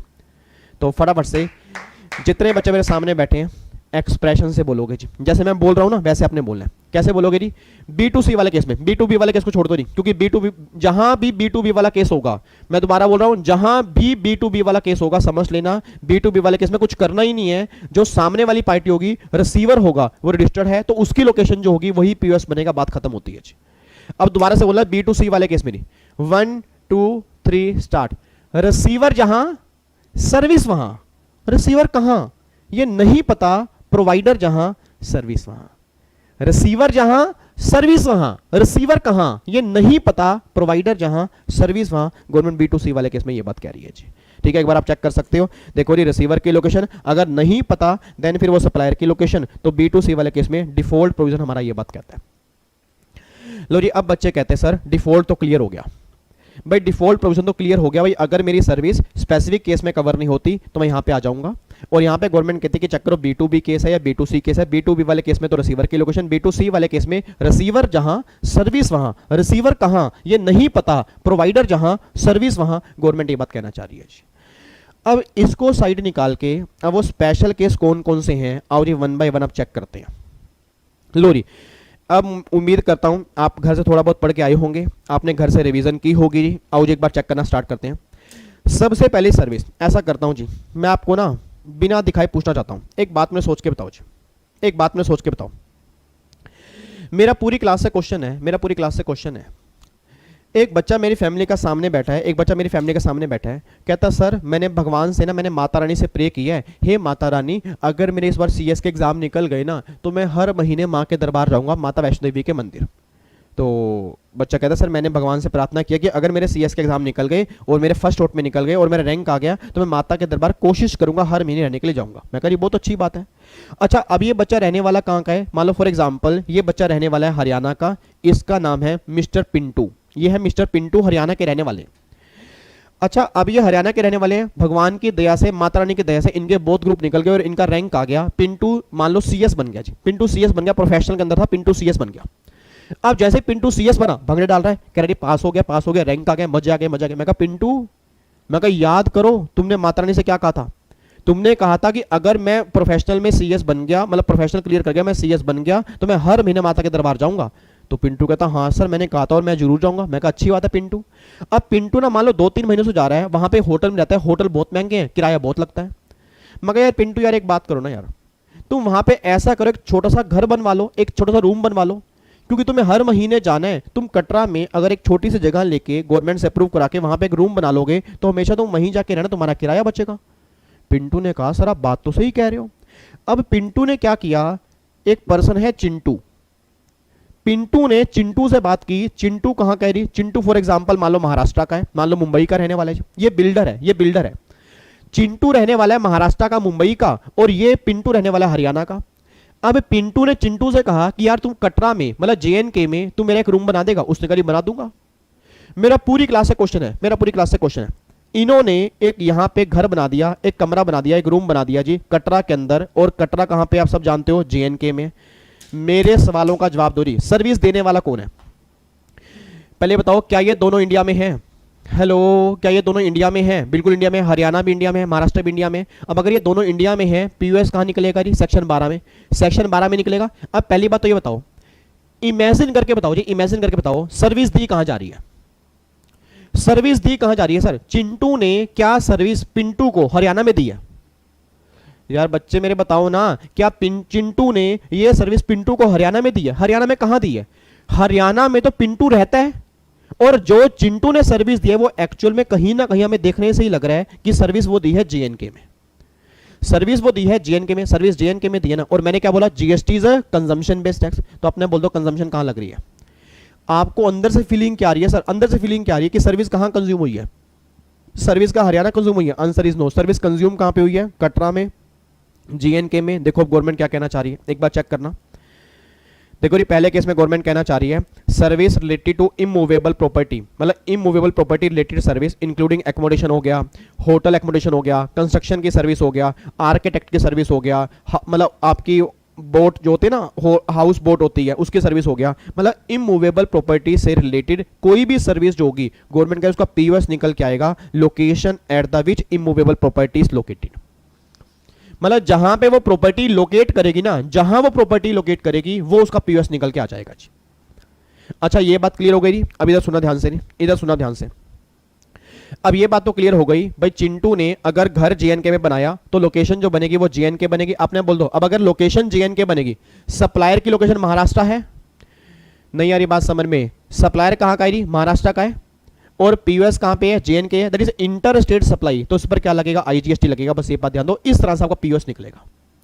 अब एक बच्चा कहता है सर जैसे मान लो ये पिंटू जो है ना, अब पिंटू हर 2 महीने के बाद, हर 6 महीने के बाद मान लो दुबई जाता है, या 2 महीने 6 महीने के बाद दुबई जाता है, और इसने जो है ना, इसने अपना कमरा जो बनवाया, अपना रूम जो बनवाया, अपनी बिल्डिंग जो बनाई वो दुबई में बनवाई। भाई दुबई में इसने जगह ली और वहां पे अपनी बिल्डिंग बनाई, और बनवाई इसने चिंटू से ही, क्योंकि तभी सेक्शन 12 लगेगा जी। एक बच्चा कहता है सर इंडिया का रहने वाला क्या बाहर सर्विस दे सकता है? क्यों नहीं सर्विस दे सकता जी? आज क्या इंडिया के बिल्डर बाहर बिल्डिंग कंस्ट्रक्ट नहीं करते? क्यों नहीं करते? बहुत सारे बिल्डर कंस्ट्रक्ट करते हैं। अब सोच के बोला, अगर चिंटू भी दुबई का होता, एक बच्चा कहता है सर अगर दुबई से ही सर्विस ली होती, मेरे बच्चे, मेरे नोनू, मेरे सोनू, अगर दुबई से ही सर्विस ली होती, फिर रिसीवर, सर्विस देने वाला, सॉरी सर्विस प्रोवाइडर, सर्विस देने वाला इंडिया से बाहर होता, उस केस में 12 एप्लीकेबल ही नहीं होता। मतलब पहले ये समझो कि 12 एप्लीकेबल कब होगा, क्योंकि प्रॉब्लम पता क्या है, एग्जाम में क्वेश्चन बनेगा अगर दोनों में से किसी की लोकेशन इंडिया से बाहर होगी, आपने कह दिया 12 लगेगा, वहीं काम गलत हो गया। मतलब 12 लगने की पहली कंडीशन ही ये है कि आप दोनों की लोकेशन जो है वो इंडिया में होनी चाहिए। तो मैंने क्या बोला, चिंटू ने दुबई में घर बनाने की बात की। अब ये घर कटरा में नहीं बन रहा जी, अब ये घर बन रहा है दुबई। अपने बोल देना, अब अगर ये घर दुबई बन रहा है, बिल्डिंग कहां पे बनी? दुबई। एक्चुअल में कंज्यूम कहां पे सर्विस हुई? दुबई। और अगर मैं पीओएस दुबई बना दूंगा, आपने बोल देना, अगर मैं पीओएस दुबई बना दूंगा, आंसर नहीं दे पा रहे यार बच्चे, मेरे बच्चे सीधे होके बैठो। अगर मैं पीओएस दुबई बना दूंगा तो सप्लायर की लोकेशन कहां है जी? एक मिनट रुको, मुझे ना खड़ा होना ही पड़ेगा, ऐसे आप मानोगे नहीं, और आप मेरी डांट खा के ही मानोगे, क्योंकि आपको आदत हो गई है 29-30 दिन से ना डांट खाने की, और बच्चे रहते हैं डांट खा के वो थोड़ा सा ना कि जब तक सर डांटे ना तो मजा नहीं आता। एक बात मुझे बताओ, क्या सप्लायर की लोकेशन, बच्चा कह रहा है सप्लायर की लोकेशन हरियाणा है, ये पिंटू जो है क्या सप्लायर है? सर पिंटू तो रिसीवर है, पिंटू तो सर्विस ले रहा है सर, पिंटू सर्विस देने वाला कौन है? चिंटू, महाराष्ट्र का। अब सोच के बोला, सप्लायर की लोकेशन इंडिया में है, और प्लेस ऑफ सप्लाई अगर इंडिया से बाहर निकल के आ गया, सप्लायर की लोकेशन इंडिया में है, अगर प्लेस ऑफ सप्लाई इंडिया से बाहर निकल के आ गया, तो भाई साहब क्या जीएसटी लेने में दिक्कत आएगी नहीं आएगी? सर क्या जीएसटी लेने में दिक्कत आएगी नहीं आएगी? यस या नो? यस, जीएसटी लेने में। यहां पे आर्ग्यूमेंट क्या होगा जी, मैं जीएसटी पे नहीं करूंगा, मेरा पीओएस इंडिया से बाहर आ रहा है। तो गवर्नमेंट को लगा भाई साहब ये तो हमारी बेइज्जती हो रही है, ये तो हमारी बेइज्जती हो रही है, ये तो हमें समझ नहीं आ रहा, गवर्नमेंट कह रही है, ये तो हमें समझ नहीं आ रहा कि भाई तू भी इंडिया में और तू भी इंडिया में, और पीयूएस चला गया इंडिया से बाहर, ये तो बड़ा खतरनाक काम हो गया। और जब दोनों ही इंडिया में हैं, दोनों की गर्दन हमारे हाथ में है, तो भैया पीयूएस इंडिया से बाहर चला जाए, ये हो नहीं सकता। अगला पॉइंट पढ़ लो जी, अगला पॉइंट, गवर्नमेंट ने कमाल कर दिया जी, गवर्नमेंट ने कमाल कर दिया। देखो गवर्नमेंट ने कमाल क्या किया, गवर्नमेंट कह रही है अगर लोकेशन आउटसाइड इंडिया है, अगर लोकेशन इमूवेबल प्रॉपर्टी के आउटसाइड इंडिया है, तो फिर रिसीवर की लोकेशन जो होगी वो पीयूएस बन जाएगा जी। तो बात खत्म। और रिसीवर कहां पे रहने वाला है जी? दिल्ली का, क्योंकि सर्विस पिंटू ने ली है, तो सर्विस सॉरी हरियाणा का रहने वाला है, तो पीएस बनेगा हरियाणा, तो that is inter state supply, इस केस में आईजीएसटी लगेगा। सर ये तो गलत बात नहीं है, लग रहा है ना गलत बात है, थोड़ा आप सोच के बताना, थोड़ा सा लग रहा है ना गलत बात है, मतलब लग रहा है, दिल को अजीब लग रहा है, दिल ना थोड़ा घबरा रहा है कि यार ये गलत बात क्यों कर दी, जब मेरी सर्विस कंज्यूम ही बाहर हुई थी तो फिर गवर्नमेंट ने यहां क्यों कह दी। मैंने क्या कहा था, आर्ग्यूमेंट नहीं चलेगा, मत करना आर्ग्यूमेंट सर। आर्ग्यूमेंट क्यों नहीं करना, क्योंकि गवर्नमेंट कह रही है कि तुम्हारी सप्लाई को प्रोवाइड किया यही माना जाएगा चाहे कुछ भी हो जाए, क्योंकि हम ये नहीं देख सकते कि तुम दोनों इंडिया के हो, तुम्हारी बिल्डिंग इंडिया से बाहर बनी, नो डाउट तुम्हारा पीयूएस इंडिया से बाहर आना चाहिए, बट तुम्हारे इंडिया में होते हुए पीयूएस बाहर हो जाए, ऐसा नहीं हो सकता। भाई साहब हमें जीएसटी लेना है, भाई साहब हमें जीएसटी लेना है, और अगर हमें जीएसटी लेना है तो उस केस में गवर्नमेंट कहती है कि हमें क्या करना पड़ेगा, पीयूएस इंडिया में लेके आना पड़ेगा, और अगर पीयूएस इंडिया में लेके आना पड़ेगा तो गवर्नमेंट ने क्या बोला, जहां रिसीवर की लोकेशन होगी वो पीयूएस निकल के आएगा, बस ये बात ध्यान दो जी। मेरी बात समझ में आ रही है? तो देखो यहां पे वही पॉइंट लिखा है कि अगर इंडिया से बाहर है उस केस में क्या हो गया जी, रिसीवर की लोकेशन। ये बात क्लियर हो गया जी। उसके बाद देखो जी, अगर immovable property boat vessel is located in more than one state. अब जैसे आप मुझे एक बात बताना चाहिए, अगर इमूवेबल प्रॉपर्टी से रिलेटेड सर्विस अगर मोर देन वन स्टेट में है, जैसे मान लो मैंने अलग अलग जगह बिल्डिंग बनवाई, मैंने 3-4 जगह बिल्डिंग बनवाई थी। अब अगर मैंने 3-4 जगह बिल्डिंग बनवाई तो उस केस में मान लो बिल्डर ने लमसम पैसा लिया मुझसे, तो अगर लमसम पैसा लिया तो मैं कैसे बाइफरकेट करूंगा, तो गवर्नमेंट कहते हैं प्रोपोर्शनेट निकालना पड़ेगा, कितनी सर्विस कहां पे दी है उसके बेस पे आप वैल्यू निकालोगे, उसके बेस पे आप पीओएस निकालोगे जी। तो देखो जी, जैसे आज रोड कंस्ट्रक्शन की सर्विस है, एक बात बताना जी, एक बात बताओ, जैसे मान लो मैं हरियाणा से चंडीगढ़ जा रहा हूं, या हरियाणा से पंजाब जा रहा हूं, या हरियाणा से मान लो हरिद्वार जा रहा हूं। अब अगर हरियाणा से या मान लो दिल्ली से फॉर एग्जांपल मेरे को चंडीगढ़ जाना है, तो अगर दिल्ली से चंडीगढ़ जाना है तो बीच में हरियाणा आएगा जी। अगर आप यहाँ पे मतलब बॉर्डर पे देखोगे तो बीच में हरियाणा आएगा। अब क्या जहां हरियाणा का, सोच के बोलना, क्या जहां दिल्ली का बॉर्डर होगा, क्या जहां दिल्ली की सड़क खत्म होगी, क्या वहां पे दीवार लगी हुई है कि नहीं नहीं निकलो यहां से, निकलो दिल्ली की सड़क खत्म हो गई, निकलो यहां से बाहर हो, कैसा है? क्या आंसर इस नो सर, सड़क तो चलती जा रही है, सड़क तो चलती जा रही है। अब अगर मान लो कंस्ट्रक्शन, रोड कंस्ट्रक्शन की सर्विस है या ब्रिज, आज एक बात बताओ, इतने बड़े बड़े पुल बने हुए हैं, अब पुल जो है वो दिल्ली से हरियाणा कनेक्ट कर रहे हैं। अब अगर दिल्ली से हरियाणा कनेक्ट कर रहे हैं तो बिल्डर ने ये पुल बनाए होंगे ना, बिल्डर ने रोड बनाया होगा, और मेट्रो बनी हुई है, दिल्ली के अंदर भी है, यूपी के अंदर भी कनेक्टेड है। तो ये क्या है, एक स्टेट यूपी है, एक स्टेट हरियाणा है, उसने पैसा इकट्ठा चार्ज किया, तो गवर्नमेंट ने क्या बोला, प्रोपोर्शनेट वैल्यू निकालनी पड़ेगी, उसके बेस पे हम यहाँ पे जीएसटी एप्लीकेबल करेंगे और उसके बेस पे पीयूएस आएगा जी। तो देखो यहाँ पे क्या लिखा है, each such state in proportionate to the value of service provided in the state, मतलब आपको बताना पड़ेगा कितनी वैल्यू है, और ऑलवेज आपको एग्जाम में दिया होगा जी, आप टेंशन मत लेना। एक बच्चा कहता है हम कैसे निकालेंगे, आपने नहीं निकालनी सर, ऑलवेज आपको एग्जाम में दिया होगा इतने परसेंट इस स्टेट में है तो उतने परसेंट पीयूएस बांध के उतनी वैल्यू पर जीएसटी लगा दोगे, बात खत्म होती है जी। ठीक है जी। तो ये हमारा निकल गया इमूवेबल प्रॉपर्टी का। तुमने फटाफट से बताओ जी, पहली सर्विस हमारी खत्म हो गई जी, जल्दी बोलो, पहली सर्विस हमारी खत्म हो गई। फर्स्ट सर्विस क्या निकल के आ रही है कि अगर service related to immovable property है, आंसर दो रही, अगर service related to immovable property है तो पीयूएस क्या निकल के आएगा, जहां प्रॉपर्टी लोकेट करेगी, और अगर प्रॉपर्टी इंडिया से बाहर चली गई तो जहां रिसीवर की लोकेशन है, और अगर मोर देन वन लोकेशन पर, अगर मोर देन वन लोकेशन पर सर्विस दी जा रही है तो फिर प्रोपोर्शनेट बेस पे वैल्यू निकाल के उसके बेस पे आपका पीयूएस आएगा। ये हमारा पहला पॉइंट खत्म हो गया जी, कोई दिक्कत तो नहीं है।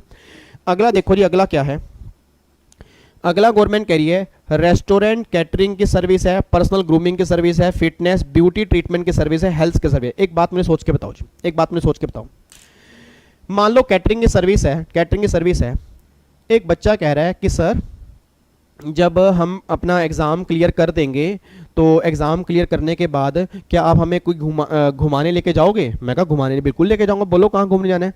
तो एक बच्चा कहता सर हमें ना गोया घूमने जाना है। गोया मतलब वही गोवा? वो कहता सर फुकरे मूवी में गोया गोया बोलते हैं तो मेरे को ना गोया घूमने जाना है। मैं कहा आपको गोया घूमने ले जाएंगे। मैं कहा और बताओ कहाँ जाना है? कहता बस वही गोया घूमने जाना है। तो गोया में ना सर एक फंक्शन कराओ, मैं दोनों, ध्यान रखना, मैं दो चीजें इकट्ठी कराऊंगा जी, मैं 2-3 सर्विस इकट्ठी कराऊंगा। बहुत ध्यान सुनना जी, बहुत ही ध्यान सुनना मैं कहना क्या चाह रहा हूं। तो बच्चा कहता गोया में ना एक फंक्शन कराओ, एक ना इवेंट ऑर्गेनाइज कराओ, और इवेंट ऑर्गेनाइज कराओ मतलब वहां पे भाई डांस के लिए बुलाया जाए, भाई झुमका गिरा रे चमेली के बाजार में झुमका गिरा रे, ऐसे करके वहां डांस बुलाया जाए और बड़ा मजा आए सर। तो मैंने कहा अच्छा, मैं कहा ठीक है जी करवा देते हैं। कहता हाँ सर ऐसा करो, एक तो इवेंट करवा लो वहां पे। मैं कहा फिर उसके लिए मुझे इवेंट मैनेजमेंट की सर्विस लेनी पड़ेगी। मैं कहा उसके लिए मुझे इवेंट मैनेजमेंट मतलब इवेंट ऑर्गेनाइज कराने वालों की सर्विस लेनी पड़ेगी। आपने करी बिल्कुल लेनी पड़ेगी।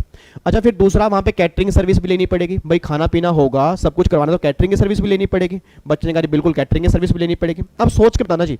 फिर मैंने कहा देखो भाई, अब वहाँ पे जाएंगे, थोड़ा सच सवर के जाना पड़ेगा। मैं कैसा करते हैं, ब्यूटी ट्रीटमेंट की सर्विस भी ले लेते हैं। भाई 7 दिन में रंग गोरा, भाई ऐसे कर करके ना वो अपना क्रीम लगा देगा और पूरा जबरदस्त तरीके से ना, मतलब मजा आ जाएगा। जब गोया घूमने जाएंगे ना, वहां पे एन कूल होके यो करेंगे, यो करके वहां पे एंजॉय करेंगे। तो बच्चा कह रहा है बात तो सही है सर, एंजॉय पूरा करेंगे। अब ध्यान सुना जी, एक तो कैटरिंग की सर्विस, एक कैटरिंग की सर्विस, एक ब्यूटी ट्रीटमेंट की सर्विस और एक इवेंट ऑर्गेनाइज करवाने की सर्विस ली जा रही है जी। अब पहले तो ये चेक करो, अगर कैटरिंग की सर्विस ली जा रही है या ब्यूटी ट्रीटमेंट की सर्विस ली जा रही है, तो मेरा पूरी क्लास का क्वेश्चन है, पीयूएस क्या बनना चाहिए जी? सप्लायर की लोकेशन बनना चाहिए, रिसीवर की लोकेशन बनना चाहिए, या जहां पे कैटरिंग की सर्विस दी जा रही है पीयूएस वहां बनना चाहिए? यार आंसर नहीं दे पा रहे आप थोड़ा खुद सोचो ना। मैं कह रहा हूं यहां मत देखो यार, यहां देखोगे ना फिर रटने वाला काम हो जाएगा। मैं चाह रहा हूं कि आप ना रटो। नो डाउट ये रिवीजन क्लास है, मुझे पता है रिवीजन क्लास है, बट मैं कह रहा हूं रिवीजन क्लास में भी ऐसे रिवाइज करके जाओ कि ताकि कम से कम एग्जाम से पहले तक याद रहे। ठीक है जी? तो प्लीज अपने दिमाग से सोचो कि कैटरिंग की सर्विस का पीयूएस कहां बनना चाहिए भाई, सप्लायर, रिसीवर, या जहां कैटरिंग की सर्विस दी जा रही है, जहां कैटरिंग की सर्विस दी जा रही है, जहां ब्यूटी ट्रीटमेंट की सर्विस दी जा रही है। मान लो फिटनेस सेंटर है, फिटनेस का मतलब क्या हो गया, जिम हो गया जी। अब सोच के बोलना, अब अगर मैं जिम में जा रहा हूं तो जहां पे वो सर्विस दी जा रही है मेरे अकॉर्डिंग तो वो पीयूएस बनना चाहिए। आप चेक कर लो, देखो ये क्या लिखा है, रेस्टोरेंट सर्विस, कैटरिंग की सर्विस, पर्सनल ग्रूमिंग की service, fitness service, beauty treatment की service, health service, location where the service are actually perform. मतलब जहां पे सर्विस एक्चुअली परफॉर्म की जाएंगी, जहां ये सर्विस एक्चुअली परफॉर्म की जाएंगी उस केस में पीओएस आपका वहां निकल के आएगा जी। तो ना तो सप्लायर और ना ही रिसीवर, जहां परफॉर्मेंस की जा रही है। मतलब अगर हम गोया में मेरे मुंह पे गोया बार बार आ रहा है, गोवा, अगर हम गोवा में घूमने के लिए जा रहे हैं, ठीक है, वहां पे मान लो कैटरिंग की सर्विस ली है, ब्यूटी ट्रीटमेंट की सर्विस ली है, तो उसके साथ पीयूएस जो होगा फिर वो गोवा निकल के आएगा जी। पीयूएस जो होगा फिर वो गोवा निकल के आएगा, बस ये बात ध्यान देना जी। उसके बाद देखो जी, उसके बाद यहां पे चेक करो जी। अब अगला देखो जी, ट्रेनिंग एंड परफॉर्मेंस अप्रेजल। अब ये ट्रेनिंग एंड परफॉर्मेंस अप्रेजल की सर्विस का मतलब क्या है? एक बात मैंने सोच के बताओ। और मेरी वाइफ जो है, आपको मैंने क्लास के अंदर पहले भी कई बार कहा है, वो बिग 4 के अंदर है, मतलब पीडब्ल्यूसी में है, मैनेजर की पोस्ट पे। तो अब वहाँ पे ना जैसे मतलब जैसे उनके भी सीनियर होते हैं, तो उन्होंने कई बार मेरी वीडियोस देखी जीएसटी की। एक्चुअल में मतलब सिंपल सी बात है सर, देखो कोई भी अगर काम कर रहा है तो कहीं ना कहीं से उसका थोड़ा बहुत लिंक होता है। तो उन्होंने पूछा भाई आपके हस्बैंड जो है वो क्लासेस देते हैं, तो ऐसा करो एक ना ट्रेनिंग, जीएसटी की ट्रेनिंग देने के लिए उन्हें बुला लो। भाई जीएसटी की ट्रेनिंग देने के लिए उन्हें यहाँ पे बुला लो। मैं कह रही ठीक है, ट्रेनिंग के लिए मैं आ जाऊंगा। अब मेरा पूरी क्लास से क्वेश्चन है, मैं ट्रेनिंग देने के लिए जा रहा हूँ जी। उन्होंने क्या बोला, ट्रेनिंग एंड परफॉर्मेंस अप्रेजल। मैं ट्रेनिंग देने के लिए जा रहा हूँ पीडब्ल्यूसी फर्म को। अब सोच के बोलना, क्या पीडब्ल्यूसी फर्म क्या जीएसटी में रजिस्टर्ड है या नहीं है? ऑब्वियस सी बात है सर, पीडब्ल्यूसी बिग 4 सीए फर्म जो है, क्या वो जीएसटी में रजिस्टर्ड होगी नहीं होगी? मैं कह रहा हूँ 200% जीएसटी में रजिस्टर्ड होगी। एक तो होगा ये केस, और दूसरा ये हो गया जी परफॉर्मेंस अप्रेजल का मतलब क्या होता है? आपने देखा होगा डांस इंडिया डांस हो गया जी, इंडियन आइडल हो गया, उसमें आपकी परफॉर्मेंस आइडेंटिफाई करते हैं, क्या कहते हैं, 10 में से इतने नंबर, 10 में से ये नंबर। तो जो वहां पे जजेस बैठे होते हैं, वो क्या सर्विस दे रहे हैं? परफॉर्मेंस को इवेल्युएट करने की सर्विस दे रहे हैं। तो गवर्नमेंट उसकी बात कर रही है। मैं दोबारा बोल रहा हूं जी, ट्रेनिंग का मतलब क्या होगा? मैंने कहीं जाके जीएसटी का सेमिनार दिया, कहीं जाके मैंने किसी को ट्रेनिंग दी जी, ये तो हो गई ट्रेनिंग की सर्विस। परफॉर्मेंस अप्रेजल का मतलब क्या होता है कि परफॉर्मेंस चेक करना, उसके बेस पे नंबर देना। आज जितने भी शोज चल रहे हैं, डांस इंडिया डांस हो गया, इंडियन आइडल हो गया, मतलब डांस के दीवाने हो गया, पता नहीं कौन कौन से शोज चल रहे हैं। अब जो भी ये शोज चल रहे हैं उसमें क्या होते हैं, जजेस सामने बैठे होते हैं, जजेस सामने बैठे होते हैं, वो क्या करते हैं, परफॉर्मेंस को चेक करते हैं, फिर क्या बोलते हैं, 10 में से 8 नंबर, 10 में से 5 नंबर। तो गवर्नमेंट कह रहे हैं परफॉर्मेंस अप्रेजल की जो सर्विस है उसका पीओएस क्या निकल जाएगा वो बताने जा रहे हैं। देखो जी, अगर ये सर्विस B2B को दी जा रही है जी, अगर ये सर्विस B2B को दी जा रही है, मतलब बिजनेसमैन टू बिजनेसमैन, तो अपने आप बोल दो जी। मैंने क्या बोला, B2B वाले केस में क्या लोगे? आंसर देना चाहिए चैट बॉक्स में तुरंत आपको। B2B वाले केस में क्या लोगे? Location of such registered person. और अगर B2C दी जा रही है तो भैया सिंपल सी बात है, फिर जहां परफॉर्मेंस दी जाएगी, मतलब जहां वो परफॉर्म किया जाएगा। आपने बोल दो जी, जजेस सर्विस दे रहे हैं, जजेस अगर सर्विस दे रहे हैं, मान लो जजेस रहने वाले हैं दिल्ली के, जजेस रहने वाले हैं दिल्ली के, जिनको सर्विस दी जा रही है वो रहने वाले हैं पंजाब के, बट जो परफॉर्मेंस हो रही है वो मुंबई में हो रही है, तो पीयूएस क्या निकल के आएगा? मुंबई, अगर सामने वाली पार्टी जीएसटी में रजिस्टर्ड नहीं है। बट अगर सामने वाली पार्टी जीएसटी में रजिस्टर्ड है, फिर उसकी जो लोकेशन होगी ना वो पीयूएस निकल के आएगा। बस ये बात ध्यान देना चाहिए। तो सिंपल सा है, बताओ, सिंपल सा केस निकल के आ रहा है कि भैया ये वाली ट्रेनिंग परफॉर्मेंस अप्रेजल की सर्विस B2B वाले केस में उसकी लोकेशन, B2C वाले केस में क्या बनेगा? जहां पे वो परफॉर्मेंस दी जाएगी। अगला फिर आ रहा है जी, एडमिशन टू एन इवेंट और अम्यूजमेंट पार्क। इसका मतलब क्या है? एडमिशन टू एन इवेंट और अम्यूजमेंट पार्क, मान लो जी, अब जैसे बच्चे ने कहा कि सर यहाँ पे ना, मतलब आपको पता है यहाँ पे ना हनी सिंह का इवेंट हो रहा है। तो मैं कहा हनी सिंह का इवेंट कहाँ हो रहा है? कह रहा सर ये रामलीला मैदान, तो रामलीला मैदान जो है ना दिल्ली में, यहाँ पे ना हनी सिंह आ रहा है, वो गाना गाएगा, बहुत सारे गाना गाएगा, कुड़िए नी तेरे ब्राउन रंग ने मुंडे पट तेनी मेरे नेरे टाउन दे, और गाना था ना पता नहीं कौन सा, और फिर पार्टी होगी बहुत भयंकर, पार्टी के गजब नजारे, दिक्कत है बस एक बात की, गाँव में है कई ताऊ कवारे, मतलब ऐसे ऐसे वो गाने गाएगा। तो सर वो इवेंट देखने चले? तो मैं कहा इवेंट की तो भाई टिकट भी होगी। मैं कहा पैसे तो मेरे पास है नहीं। कह रहा सर 500-600 रुपये टिकट है, 1000 रुपये की टिकट है, कोई दिक्कत वाली बात नहीं। अब ध्यान सुनना जी, एक इवेंट हो रहा है, उसके एडमिशन के लिए एक ऑब्वियस बात है टिकट लेनी पड़ेगी। और दूसरा कह रहे हैं अम्यूजमेंट पार्क में मान लो आप बॉलिंग करने के लिए जा रहे हो जी। अब बॉलिंग जो है वो अम्यूजमेंट के अंदर कवर होती है। आपको मैंने पहले भी कहा था एंटरटेनमेंट अलग होती है, अम्यूजमेंट अलग होती है। तो अब गवर्नमेंट कहना चाह रही है एडमिशन टू एन इवेंट और अम्यूजमेंट पार्क, इस सर्विस का पीओटी जो निकल के आएगा जहां पे वो इवेंट हो रहा होगा। देखो जी, place where the event is actually held और वेयर द पार्क और the other place is located, मतलब जहां पे पार्क लोकेटेड होगा, जहां पे इवेंट हो रहा होगा, मतलब रामलीला मैदान में इवेंट हो रहा है, तो वो लोकेशन जो होगी इस सर्विस का पीओएस वो बनेगा। बस ये बात ध्यान देना जी। दिल पे हाथ रख के बताना जी, दिल पे हाथ रखो, दिल पे हाथ रखो। कई बच्चों को तो दिल नहीं पता, कह रहे देख रहे हैं दिल कहाँ है, दिल नालायक को इधर होता है जहाँ इस साइड तो होता है दिल पे हाथ रख के बताओ क्या चैप्टर मुश्किल है सर अगर ये मुश्किल है ना, मैं सही बता रहा हूँ, अगर ये मुश्किल है फिर तो एग्जामिनर ही साथ बैठेगा और वो बताएगा कि बेटे एक मिनट ऐसा कर, यहाँ पे ना ये लोकेशन लिख ले, यहाँ ये लोकेशन लिख ले, ये तेरे आंसर हो गए, मैंने करवा दिए, चल अब तू घर चला जा, फिर तो ये काम होगा सर। तो देखो सर, अगर मैं चाहूं तो 10 मिनट में चैप्टर खत्म होता है, सीधा बोल दूं ये पीयूएस है, ये पीयूएस है, ये पीयूएस है। मैं चाह रहा हूं कि आप खुद सोचो, और मैंने आपको चैप्टर के स्टार्ट करने से पहले ही बता दिया कि ये चैप्टर किस बेस पे बना हुआ है। अब बाकी सर इसके कई सारे एग्जांपल्स बन सकते हैं। मैंने कहा वो जब हम एमसीक्यूज करेंगे, जब मैं क्वेश्चन कराऊंगा तो आपको फिर कहूंगा कि देखो याद करो, ये हमने पीयूएस का प्रोविजन पढ़ा था, उसके बेस पे एग्जाम्पल बना हुआ है।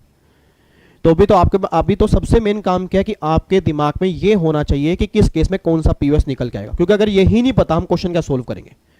अगर मुझे यही नहीं पता, मान लो एग्जाम में क्वेश्चन आ गया जी एडमिशन टू इवेंट और अम्यूजमेंट पार्क, बच्चा कह रहा है पीयूएस कहां निकलेगा, बच्चों को यही नहीं पता। एग्जाम में क्वेश्चन आ गया service related to immovable property, बच्चों को यही नहीं पता। एग्जाम में क्वेश्चन बन गया कि भाई यहाँ पे ट्रेनिंग और परफॉर्मेंस अप्रेजल, बच्चों को यही नहीं पता। तो अगर यही नहीं पता पीयूएस कहां निकल गया तो क्वेश्चन ही नहीं सोल्व हो सकता। तो देखो जी यहाँ पे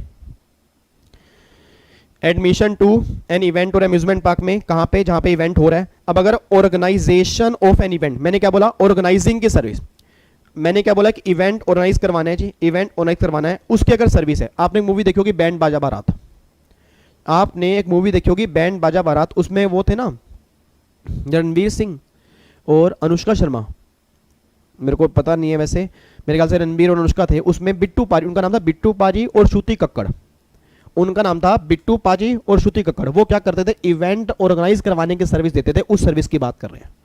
मतलब वो कह रहे हैं जो इवेंट ऑर्गेनाइजर होंगे, जिन्होंने इवेंट ऑर्गेनाइज करवाया होगा, उन्होंने जो सर्विस दी है उसका पीओएस क्या निकल के आएगा। अब एक बात मैंने सोच के बोलना जी, वीडी स्टडी हब, मान लो वीडी स्टडी हब जीएसटी में रजिस्टर्ड है, वीडी स्टडी हब जीएसटी में रजिस्टर्ड है जी, रजिस्ट्रेशन मान लो उसका दिल्ली में है, दिल्ली में रजिस्टर्ड है। और मैंने बिट्टू पाजी को कॉल किया, मैंने कहा बिट्टू पाजी अपना एक इवेंट ऑर्गेनाइज करवाना है यार, अपना इवेंट ऑर्गेनाइज करवाना है चंडीगढ़। मैं कहा चंडीगढ़ अपना इवेंट ऑर्गेनाइज करवाना है भाई, झुमका गिरवाना है वहाँ पे।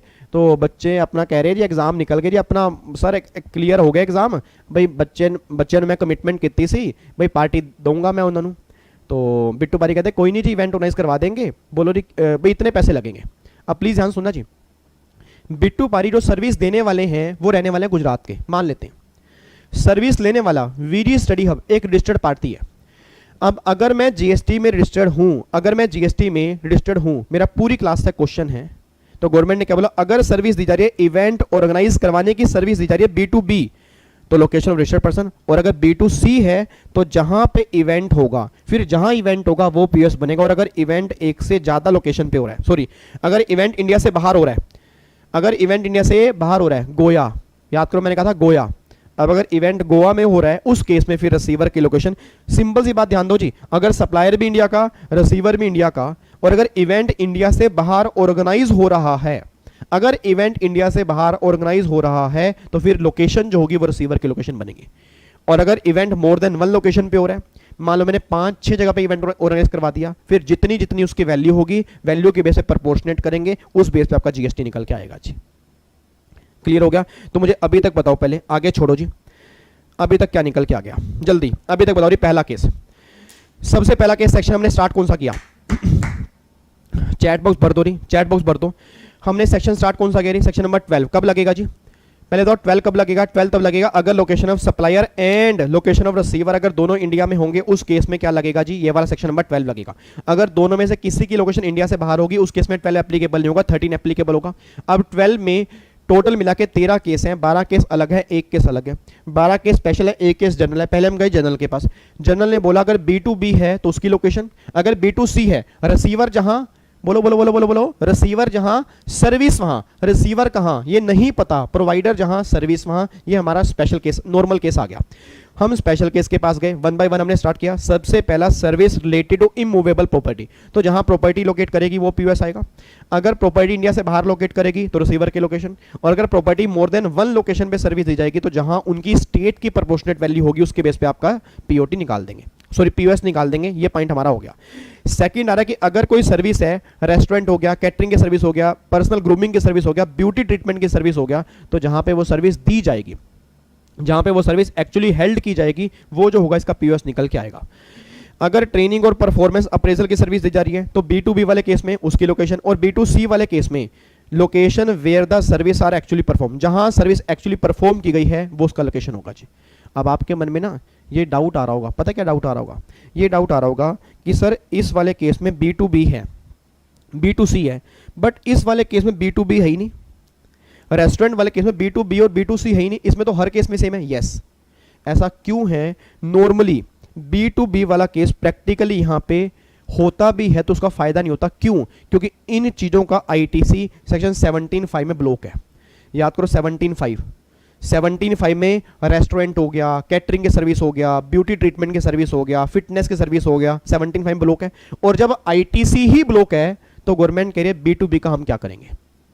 क्योंकि B2B वाला केस हम नॉर्मली वहीं बनाते हैं जहां पे वो ITC क्लेम कर सकता है, और B2B वाले केस बनाने का रीजन ही क्या था? उसको ITC लेने में दिक्कत ना आए।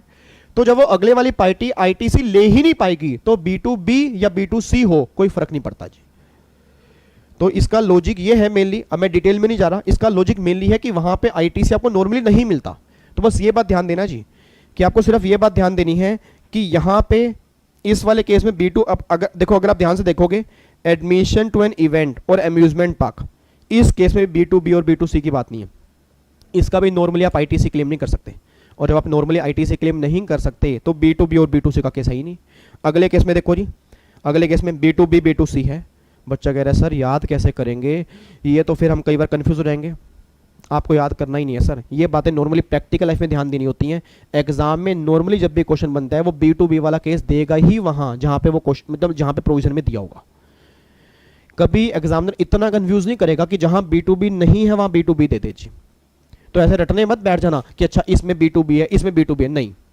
आपने बस एक बार रीड करना है जी।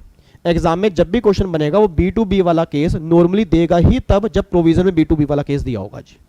तो घबराने की बात नहीं है, जहां B2B वाला केस होगा वहां उसकी लोकेशन बनेगा, जहां B2C वाला केस होगा उस केस में आपको देखना पड़ेगा पीओएस क्या निकल के आएगा।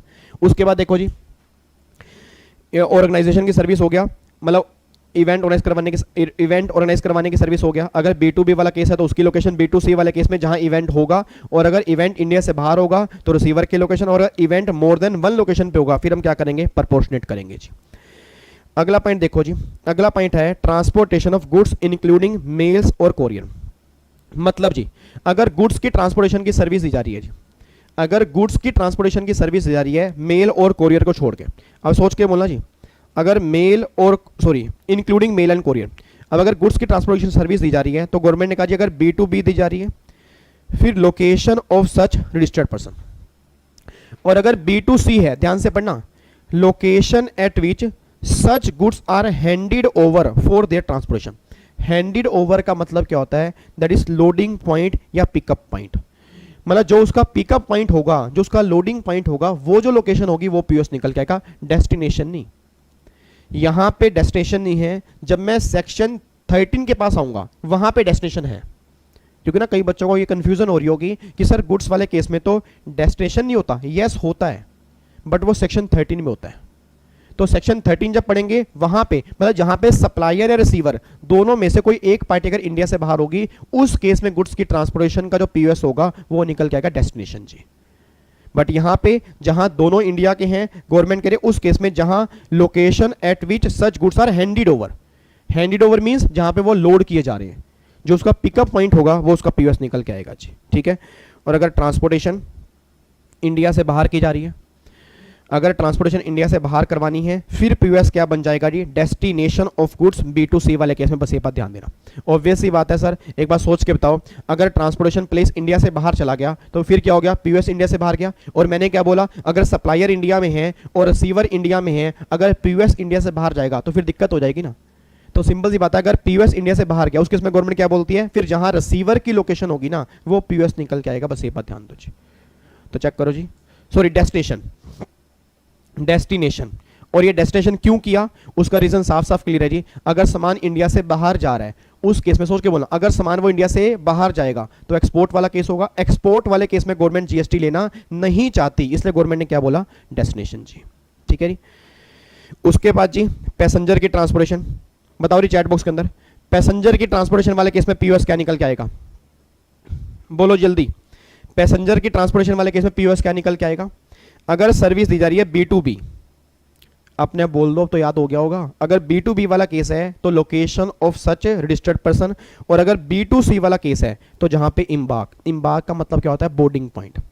मैं दोबारा बोल रहा हूं, इम्बार्क का मतलब क्या होगा, बोर्डिंग पॉइंट जी। मतलब जहां से वो आपने, मतलब जहां से आप चढ़े हो, जहां आपका बोर्डिंग पॉइंट है वो जो होगा। मैं ये नहीं कह रहा जहां से कन्वेंस चला जी, मैं दोबारा बोल रहा हूं जहां से कन्वेंस चलना स्टार्ट हुआ वो लोकेशन नहीं कह रहा, जहां से आप बोर्ड हुए। जैसे मान लो दिल्ली से फ्लाइट चली फॉर एग्जांपल जयपुर के लिए, स्टार्टिंग पॉइंट दिल्ली है, बट अगर मैंने बोर्डिंग कहीं बीच में ली तो पीओएस जो होगा वो बीच की लोकेशन होगी जी। तो गवर्नमेंट ये बात कहना चाह रही है। ठीक है जी। उसके बाद जी service on board of a conveyance. अब ये service on board a conveyance का मतलब क्या होता है जी, service on board a conveyance का मतलब क्या होता है, याद करो, रास्ते में खाना पीना मिलता है जी। आपको मैंने क्लास के अंदर भी कहा था, सैंडविच मिलते हैं, कई बार चिप्स मिलते हैं, कुरकुरे मिलते हैं, पैटीज मिलती है, रास्ते में खाना पीना मिलता है। तो जो भी रास्ते में खाना पीना मिल रहा है उसकी जो आपको सर्विस मिल रही है उसका पीओएस क्या निकल के आएगा, देखो जी, location of the first schedule point of departure, मतलब यहां पे आएगा स्टार्टिंग पॉइंट जहां से वो कन्वेंस स्टार्ट हुआ था। तो पैसेंजर, और इसमें एक बात ध्यान देना, अगर पैसेंजर के ट्रांसपोर्टेशन की सर्विस दी जा रही है, पहले तो चैट बॉक्स में चैटिंग बंद कर दो जी। कई बच्चे कह रहे हैं सर ये समझ नहीं आया। अब समझ में कैसे आएगा, पहले अगर थोड़ा बहुत सही ढंग से पढ़ा हो। मैंने तब भी कहा था कि जब भी आप यहाँ पढ़ने के लिए आओ सर एक बार घर से रिवीजन करके आओ। और सर मैं यहाँ समझाने नहीं आया, मैं तो रिवाइज करवाने के लिए, अगर मैं समझाने के लिए बैठ गया तो इस चैप्टर पे ही मेरे 2-2.5 घंटे लग जाएंगे सेक्शन 12 के ऊपर ही। तो मेन तो हमें रिवाइज करना है कि जो हमने पहले पढ़ा था वो रिकॉल हो जाए। बाकी फिर भी जो भी डाउट है एक बार अपने डाउट नोट कर लो जी, साइड में नोट करते रहो कि हाँ भाई ये वाला डाउट मेरे, उसको साइड में लिख लो, चैट बॉक्स के अंदर मत लिखो जी। ठीक है जी। और फिर जब ये खत्म हो जाएगा आप कमेंट बॉक्स में डाल देना, ठीक है, उस डाउट्स को मैं देख लूंगा। बाकी दूसरे बच्चे रिप्लाई कर देंगे, नहीं तो फिर मैं वहां पे रिप्लाई कर दूंगा। बट अभी चैट बॉक्स में अगर आप डाउट डालोगे तो कोई फायदा नहीं है। ठीक है जी। इधर सुना, मैं ध्यान से कहना क्या चाह रहा हूं। अब पैसेंजर और ऑन बोर्ड में फर्क कह रही, पैसेंजर वाले केस में क्या निकल के आ रहा है, दोबारा बोलो जी। पैसेंजर वाले केस में क्या निकल के आ रहा है कि जहां से वो बोर्डिंग पॉइंट होगा, और on board of conveyance, on board conveyance का मतलब, मैं दोबारा बोल दूं, ऑन बोर्ड कन्वेंस का मतलब ये है कि जहां पे आपको खाना पीने की सर्विस मिल रही है तो गवर्नमेंट कह रही है कि जो स्टार्टिंग पॉइंट होगा वो लोकेशन जो होगी वो पीओएस निकल के आएगा जी। उसके बाद देखो जी, banking and other insurance service including stock broking. अब बैंकिंग सर्विस होती है जी, अदर फाइनेंशियल सर्विस होती है। अब आज बैंक वाले कई सर्विस देते हैं जी, फाइनेंशियल मतलब other financial service, stock broking service हो गया। अब एक बात मैंने सोच के बोलना जी, अगर बैंकिंग सर्विस है, और बैंक हमें कई तरह की सर्विस देता है, उसका पीओएस क्या निकल के आएगा? तो गवर्नमेंट कह रही है location of recipient of the service in the records of supplier, मतलब बैंक के रिकॉर्ड में जो आपकी लोकेशन होगी वो बन जाएगा जी इसका POS. Location of supplier of service if the location of recipient of service is not available, ये कब होगा जी? आज एक बात बताओ, क्या बैंक जो सर्विस देता है क्या वो सिर्फ सर्विस अपने अकाउंट होल्डर को देता है या नॉन अकाउंट होल्डर को भी देता है? एक बात बताना, मुझे ड्राफ्ट बनवाना है जी, मेरा पूरी क्लास से क्वेश्चन है, मुझे ड्राफ्ट बनवाना है। अब अगर मुझे ड्राफ्ट बनवाना है तो ऐसा है क्या, मतलब जिस बैंक में मेरा अकाउंट होगा वहीं ड्राफ्ट बनेगा? आंसर इज नो, मैं किसी बैंक के पास जाके ड्राफ्ट बनवा सकता हूं। अब अगर किसी बैंक के पास जाके मैं ड्राफ्ट बनवा सकता हूं तो बैंक के रिकॉर्ड में मेरा नाम नहीं होगा, क्यों? क्योंकि मैं अकाउंट होल्डर नहीं हूं। उस केस में गवर्नमेंट कह रही कि अगर रिसीवर की लोकेशन अवेलेबल नहीं होगी फिर सप्लायर की लोकेशन, एक तरह से वही जनरल रूल, एक तरह से क्या हो गया जनरल, कि रिसीवर जहां सर्विस वहां, रिसीवर कहां नहीं पता, सप्लायर जहां सर्विस वहां, गवर्नमेंट ये बात कहना चाह रही है जी। ठीक है, उसके बाद देखो जी इंश्योरेंस सर्विस जी, इंश्योरेंस सर्विस में गवर्नमेंट कह रही है location of such registered person, अगर B2B दी जा रही है, और अगर B2C है location of recipient of service in the records of supplier, और मैं दोबारा यहां पे बोल दूं अगर रिसीवर की लोकेशन नहीं है फिर जो सप्लायर की लोकेशन जो होगी ना वही यहां पे पीओएस बन जाएगा, बस ये बात ध्यान देना चाहिए। तो सिंपल से एक बात ध्यान दो जी, अगर इंश्योरेंस की सर्विस है और अगर B2B वाला केस होगा, मैं दोबारा बोल रहा हूं, अगर इंश्योरेंस की सर्विस है B2B वाला केस है फिर तो उसकी लोकेशन, और अगर B2C वाला केस होगा फिर रिसीवर जहां सर्विस वहां, रिसीवर कहां नहीं पता, सप्लायर जहां सर्विस वहां, ये हमारा केस निकल के आ रहा है। ठीक है, उसके बाद देखो पॉइंट नंबर 11 है एडवर्टीजमेंट की सर्विस टू द गवर्नमेंट। अब एडवर्टीजमेंट की सर्विस गवर्नमेंट को दी जा रही है। आपने कई बार देखा है जब इलेक्शन आने वाले होते हैं, याद करो जब इलेक्शन आने वाले होते हैं उस केस में सर गवर्नमेंट के कितने सारे एडवर्टीजमेंट के बोर्ड लग जाते हैं, आपने कभी देखा हो? अब अलग अलग स्टेट में अलग अलग बोर्ड लगे होते हैं, अब की बार मोदी सरकार, अब की बार ये सरकार, अब की बार वो सरकार, अब देखो जगह जगह बोर्ड लगते हैं कि हमने ये करवाया हमने वो करवाया। अब जो एडवर्टीजमेंट की सर्विस गवर्नमेंट को दी जा रही है तो गवर्नमेंट कह रही है वो जितनी स्टेट में दी जा रही है उसकी प्रोपोर्शनेट वैल्यू निकाल लो कि हर स्टेट में कितनी सर्विस दी गई है, उसके बेस पे आप वैल्यू निकाल लो जी। तो देखो यहां पे वही दिया हुआ है, each of state union territory where the advertisement is broadcast display run, मतलब जहां वो दी गई है, और अगर proportionate value in such case multi, जहां अगर मल्टीपल स्टेट में है तो फिर अलग अलग प्रोपोर्शनेट वैल्यू निकाल के आपका पीओएस आ जाएगा जी। तो ये हमारी 11 सर्विस हो चुकी हैं। अब एक लास्ट सर्विस है दैट इज टेलीकम्युनिकेशन सर्विस, ये काफ़ी लंबी चौड़ी है जी, इसमें थोड़ा सा आपको लर्न करके चलना पड़ेगा जी। मैं दोबारा बोल रहा हूँ टेलीकम्युनिकेशन सर्विस में है बिल्कुल सिंपल, बिल्कुल सिंपल है, बस थोड़ा सा आपको याद करके चलना पड़ेगा कि टेलीकम्युनिकेशन वाले केस में क्या होगा। एक बार चेक करना, पढ़ना स्टार्ट करते हैं। टेलीकम्युनिकेशन सर्विस वाले केस में गवर्नमेंट ये बात कहना चाह रही है कि अगर सर्विस इन्वॉल्व है fix line lease and internet lease circuit dish antenna etcetera location of such fix equipment, इसका मतलब क्या? आपने देखा होगा वाईफाई या जो ऊपर डिश टीवी लगता है, आपने कब देखा डिश एंटीना लगता है। अब गवर्नमेंट कह रही है कि टेलीकम्युनिकेशन सर्विस दी जा रही है सर्विस इन्वॉल्विंग फिक्स लाइन, मतलब जहां पे फिक्स लाइन इन्वॉल्व है, जहां पे एंटीना इन्वॉल्व है, अगर वो सर्विस दी जा रही है ना तो जहां पे वो एंटीना होगा उसकी जो लोकेशन होगी वो पीओएस निकल के आएगा। मतलब पहले केस में तो ये आ गया जी, ये पुराने जमाने की बात कर रहे हैं सर, आज तो एंटीना बहुत कम हो गया। आपने देखा होगा आज एंटीना, पहले एक जमाने में आपको शायद पता हो लैंडलाइन फोन चलते थे, अब पता नहीं, अब तो बहुतों के घरों में लैंडलाइन फोन है ही नहीं सर, आज तो मोबाइल आ गए ना। और पहले लैंडलाइन फोन पता कौन चलते थे? ऐसे करने वाले, आपने अगर कभी देखा हो इस तरह से, मतलब ऐसे करके नंबर मिलाते थे, ये करके, आपने अगर कभी देखा हो तो उसको नॉर्मली बोलते थे फिक्स लाइन। आज फिक्स लाइन में क्या कवर हो गया? आज नॉर्मली कवर हो गया वाईफाई, आज नॉर्मली क्या कवर हो गया? वाईफाई कवर हो गया। तो उसकी गवर्नमेंट कह रही है कि अगर वो सर्विस दी जा रही है तो जहां पे वो फिक्स इक्विपमेंट की लोकेशन होगी वो उसका पीएस बन जाएगा। फिर अगला जी पोस्टपेड मोबाइल इंटरनेट सर्विस।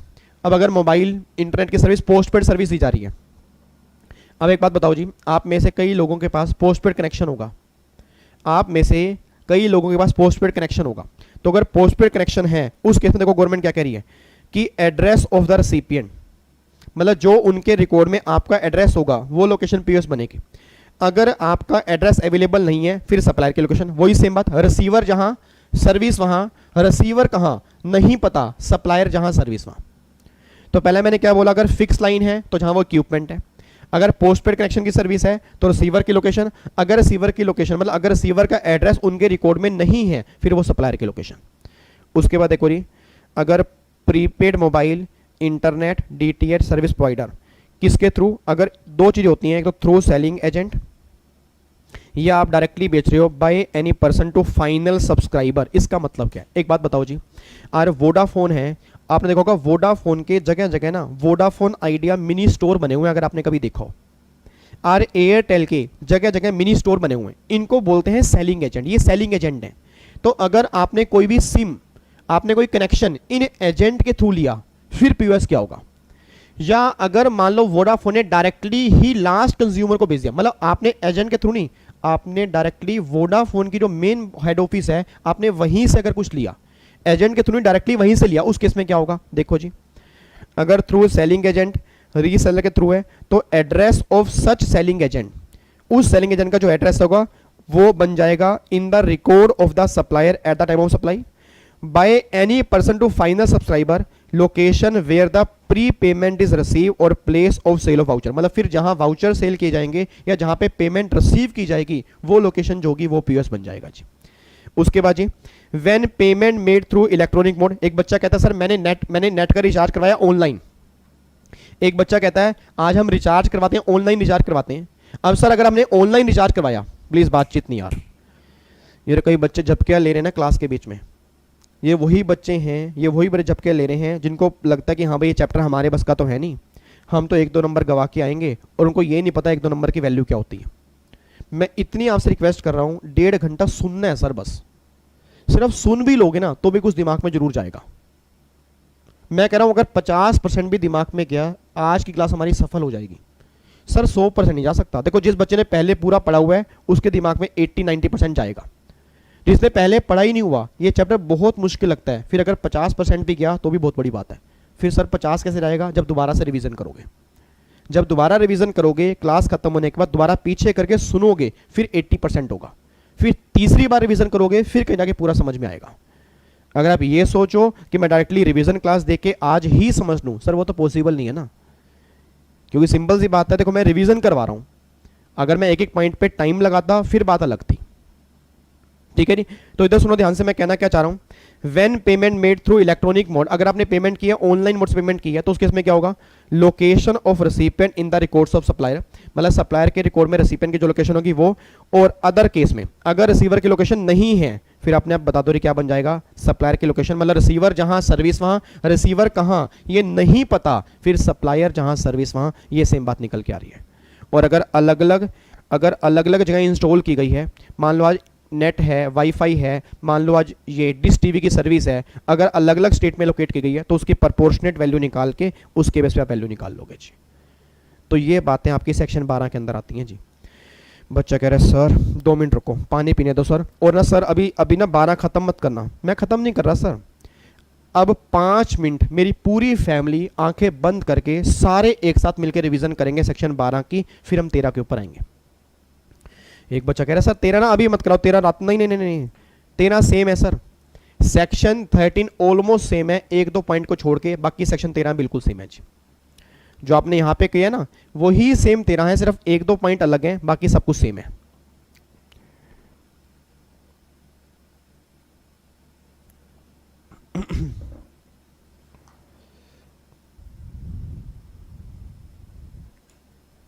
हो गया जी, पानी पी लिया, स्टार्ट करें, पक्का लो जी। अब मुझे फटाफट से बताओ जी, इतना बताओ, सिर्फ 5 मिनट हमें रिवीजन करनी है अच्छे से, सिर्फ 5 मिनट मेरी फैमिली का हर बच्चा रिवीजन करा दे, फिर हम 13 के ऊपर आएंगे। शाबाश शाबाश मेरे बच्चा, मेरा बच्चा, मेरा नोनू, मेरा सोनू, मेरा बैंगनी, मेरा मैरून कलर का बच्चा, सीधे होके बैठो, बिल्कुल सीधे होके बैठो जी। मुझे फटाफट से बताओ जी, चैप्टर हमने स्टार्ट कौन सा किया हुआ है, जल्दी बोलो सर, चैप्टर हमने स्टार्ट कौन सा किया हुआ है, प्लेस ऑफ सप्लाई। सेक्शन कौन कौन से होंगे, 10, 11, 12, 13। 10, 11 लगेगा गुड्स वाले केस में, 12, 13 लगेगा सर्विस वाले केस में। पहले 12 की बात करेंगे, जहां एलओएस एंड एलओआर अगर दोनों ही इंडिया में होंगे फिर 12 लगेगा, अगर इन दोनों में से कोई एक इंडिया से बाहर होगा फिर 13 एप्लीकेबल होगा। हमने बातें की है 12 की। तो सेक्शन, हाँ इतना बोला, सेक्शन 12 में कितने केस, मैंने याद करवाया था अभी, सेक्शन 12 में कितने केस, 13। देखो मेरा चीख चीख के गला बैठ गया, और अगर आप फिर भी नहीं बोलोगे, देखो मैं कह रहा हूं कि 5 मिनट मेरे गले को आराम दे दो और आप बोलो, तो कम से कम मेरे गले को तो आराम आएगा। बच्चा कह रहा है हम नहीं देंगे गले को आराम, चाहे आपका गला खराब ही ना हो जाए। नालायक मुझे रात को भी क्लास लेनी है, मुझे नालायक रात को भी क्लास लेनी है। अब जाके गर्म पानी के गरारे करूंगा, ठीक है, उसके बाद फिर गरारे करूंगा, गर्म पानी पीऊंगा, फिर जाके दोबारा से एनर्जी वापस आएगी। तो 5 मिनट मेरी फैमिली, आप फटाफट से पार्टिसिपेट करो, मैं भी साथ बोलूंगा बट आपने पार्टिसिपेट करना है दोबारा जी। सबसे पहले ये बताओ, हम बात कर रहे हैं 12(1) की। सेक्शन 12 में कितने केस हैं? 12 में केस कितने हैं? 13। 12 अलग करो, एक अलग करो जी। 12 केस कौन से हो गए? स्पेशल। एक केस कौन सा हो गया? जनरल। पहले बात करो जनरल वाले केस की। अगर B2B है, उस केस में क्या करेंगे? उस पर्सन की लोकेशन क्या बन जाएगा? POS। अगर B2C है, हाँ अगर B2C है, फटाफट से गाना बोलो ना, रिसीवर जहां सर्विस वहां, रिसीवर कहां नहीं पता, सप्लायर जहां सर्विस वहां, ये हमारा B2C वाला केस हो गया। फिर आओ 12 केस में, पहला केस कौन सा हो गया? Immovable property. अब फटाफट से बोल दो, इमूवेबल प्रॉपर्टी वाले केस में POS क्या होगा? जहां प्रॉपर्टी लोकेट करेगी। अगर प्रॉपर्टी इंडिया से बाहर होगी तो रिसीवर की लोकेशन, और अगर प्रॉपर्टी मोर देन 1 स्टेट में होगी तो प्रोपोर्शनेट वैल्यू कैलकुलेट करेंगे, उसके बेस पे आपकी वैल्यू निकल के आएगी। फिर सेकंड केस मैंने बोला जी, अगर रेस्टोरेंट की सर्विस है जी, आंसर दो। अगर रेस्टोरेंट की सर्विस है, ब्यूटी ट्रीटमेंट की सर्विस है, कैटरिंग की सर्विस है, फिर जहां पे वो सर्विस परफॉर्म की जाएगी वो लोकेशन जो होगी वो POS निकल के आएगा, गवर्नमेंट ये बात कहती है। फिर अगर मान लो ट्रेनिंग और परफॉर्मेंस अप्रेजल की सर्विस है, अगर B2B वाला केस है, नहीं यार ये बात समझ में, अगर B2B वाला केस है उनकी लोकेशन, B2C वाला केस है जहां उनको परफॉर्म मतलब जहां वो सर्विस दी जाएगी, जहां एक्चुअल परफॉर्म की जाएगी, वो लोकेशन जो होगी वो आपका POS निकल के आएगा। अगला फिर आ रहा है एडमिशन टू एन इवेंट और अम्यूजमेंट पार्क। अब अगर एडमिशन टू एन इवेंट और अम्यूजमेंट पार्क है तो जहां पे वो इवेंट हो रहा है, जहां अम्यूजमेंट पार्क लोकेट करता है, उसकी जो लोकेशन होगी वो POS निकल के आएगा। अगला फिर है ऑर्गेनाइजेशन। अगर इवेंट ऑर्गेनाइज करवाने की सर्विस दी जा रही है, बैंड बाजा बारात, उस केस में क्या था? बिट्टू बारी श्रुति कक्कड़, अगर वो सर्विस दे रहे हैं तो B2B वाला केस होगा, तो उनकी लोकेशन। B2C वाला केस जो होगा, अच्छा B2B वाले केस के अंदर मैं कह रहा हूं उनकी लोकेशन, उनकी मतलब रिसीवर की, सर उनकी मतलब जो पर्सन GST में रजिस्टर्ड है उसकी जो लोकेशन होगी वो POS आएगा। और अगर B2C वाला केस होगा तो जहां पे इवेंट ऑर्गेनाइज हो रहा है उसकी लोकेशन बनेगी, और अगर इवेंट इंडिया से बाहर हो रहा है फिर रिसीवर की लोकेशन, और अगर इवेंट मोर देन 1 स्टेट में हो रहा है फिर प्रोपोर्शनेट वैल्यू जो होगी वो POS निकल के आएगा जी। उसके बाद देखो जी अगला केस क्या निकल के आ रहा है। अगर ट्रांसपोर्टेशन ऑफ गुड्स की सर्विस है तो जहां पे गुड्स हैंड ओवर किए जा रहे हैं, जो लोडिंग पॉइंट होगा, पिकअप पॉइंट होगा, वो इसका POS निकल के आएगा। अगर ट्रांसपोर्टेशन उसकी लोकेशन है तो फिर डेस्टिनेशन जो होगी वो POS आएगा। रीजन में उस पर GST एप्लीकेबल हमें नहीं करना, हमें एक्सपोर्ट को बढ़ावा देना है। उसके बाद गवर्नमेंट ये बात कहते हैं कि अगर आपकी पैसेंजर की ट्रांसपोर्टेशन है तो B2B वाले केस में तो गवर्नमेंट क्या बोलेगी? उसकी लोकेशन। B2C वाले केस में फिर जहां पे आपने बोर्डिंग की, मतलब जो बोर्डिंग पॉइंट होगा वो लोकेशन जो होगी वो POS बन जाएगा जी। अगर सर्विस ऑन बोर्ड है, मतलब खाने पीने की सर्विस दी जा रही है, उस केस में क्या होगा? तो जहां से वो सामान चढ़ेगा, सॉरी जहां से वो सामान चढ़ेगा नहीं, जो स्टार्टिंग पॉइंट होगा उस कन्वेंस का, जहां से वो कन्वेंस चला होगा वो लोकेशन जो होगा वो POS निकल के आएगा। और अगर बैंकिंग सर्विस है तो बैंकिंग सर्विस वाले केस में रिसीवर जहां सर्विस वहां, रिसीवर कहां नहीं पता, सप्लायर जहां सर्विस वहां, ये हमारा बैंकिंग सर्विस है। इंश्योरेंस सर्विस वाले केस में B2B है तो उसकी लोकेशन, B2C वाले केस में भी वही सेम है, रिसीवर जहां सर्विस वहां, रिसीवर कहां नहीं पता तो सप्लायर जहां सर्विस वहां। इंश्योरेंस सर्विस वाले केस में ये है। और फिर लास्ट में एडवर्टीजमेंट की सर्विस वाले केस में अलग अलग स्टेट में जहां जहां एडवर्टीजमेंट दी जा रही है उसकी प्रोपोर्शनेट वैल्यू निकाल के उसके बेस पे आपका GST लगेगा। और फिर टेलीकम्युनिकेशन में अगर सर्विस में फिक्स लाइन इन्वॉल्व है तो जहां वो फिक्स लाइन मतलब लोकेशन है उसकी वो POS बनेगा। अगर पोस्टपेड कनेक्शन की बात होगी तो जो आपका एड्रेस लिखा होगा वो नहीं पता एड्रेस आपका, सप्लायर की लोकेशन। अगर प्रीपेड की बात हो रही है, अगर प्रीपेड कनेक्शन है, अगर थ्रू सेलिंग एजेंट है तो सेलिंग एजेंट की लोकेशन। और अगर आप डायरेक्टली फाइनल कंज्यूमर है तो जो आपका एड्रेस लिखा होगा, मतलब फाइनल कंज्यूमर देखो जी, उस केस में गवर्नमेंट कह रही है अगर फाइनल कंज्यूमर है तो location where the pre payment, sorry जहां पे आपने प्री पेमेंट दी होगी वो लोकेशन जो होगी वो POS बनेगी। और अगर गवर्नमेंट कह रही है कि आपने पेमेंट किए इलेक्ट्रॉनिक मोड के थ्रू, अगर पेमेंट के इलेक्ट्रॉनिक मोड के थ्रू तो जहां पे रिसीवर की लोकेशन, और अगर रिसीवर की लोकेशन नहीं पता तो सप्लायर की लोकेशन जो होगी वो POS निकल के आएगा। So simple, so easy. बच्चा कह रहा है सो सिंपल नहीं है ये तो सो सिंपल है मेरा बच्चा, मेरा नोनू, मेरे सोनू। ठीक है जी, चलो जी। तो ये हमारा POS निकल के आ गया, ये हमारा POS सेक्शन 12 का जी। ठीक है, मेन आपको बस 2-3 पॉइंट ध्यान देने हैं, सिर्फ 2-3 पॉइंट ध्यान देने जहां पर आपको याद करना है। बाकी सब पॉइंट में मैं गारंटी दे रहा हूं सर, मैं गारंटी दे रहा हूं, बाकी सब पॉइंट आपको याद हो चुके हैं। बस एक तो टेलीकम्युनिकेशन वाला, ये थोड़ा सा ध्यान लगाने के रीड करना पड़ेगा। और एक दूसरा जो पॉइंट हमारा यहाँ पे निकल के आ रहा है ये ट्रांसपोर्टेशन वाला। बस बाकी सब मैं अगर वैसे ही पूछ लूंगा ना आप तुरंत आंसर दे दोगे जी। और बाकी जब इसके क्वेश्चन करेंगे तो आपको दिखाऊंगा, देखना कितना आसान है जी। अभी प्रोविजन हमें याद हो गए ना भाई, कहाँ कहाँ कौन सा POS निकल के आएगा। अब इसके बेस पे क्वेश्चन कर लेंगे हम। ठीक है, लो जी अब आ जाओ जी, अब सेक्शन 13 आज की क्लास का लास्ट सेक्शन है बस, और इसमें कुछ भी नहीं है जी। अगर आपने 12 पे टाइम लगा दिया ना, ये लगा लो अगर टाइम हमारा 12 पे लग चुका है, 13 हमारा ऑलमोस्ट हो चुका है जी।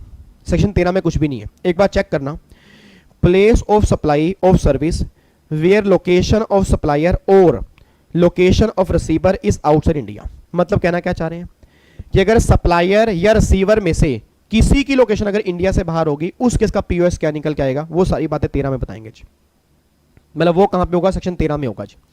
सबसे पहला केस गवर्नमेंट ये बात कहना चाह रही है जी, service supplied in respect of goods which are required to be made physically available. इसका मतलब क्या है, मतलब गवर्नमेंट ये बात कहना चाह रही है कि ऐसी सर्विस जिसमें गुड्स को फिजिकली अवेलेबल करवाना पड़ेगा, उस केस में क्या पीओएस निकल के आएगा।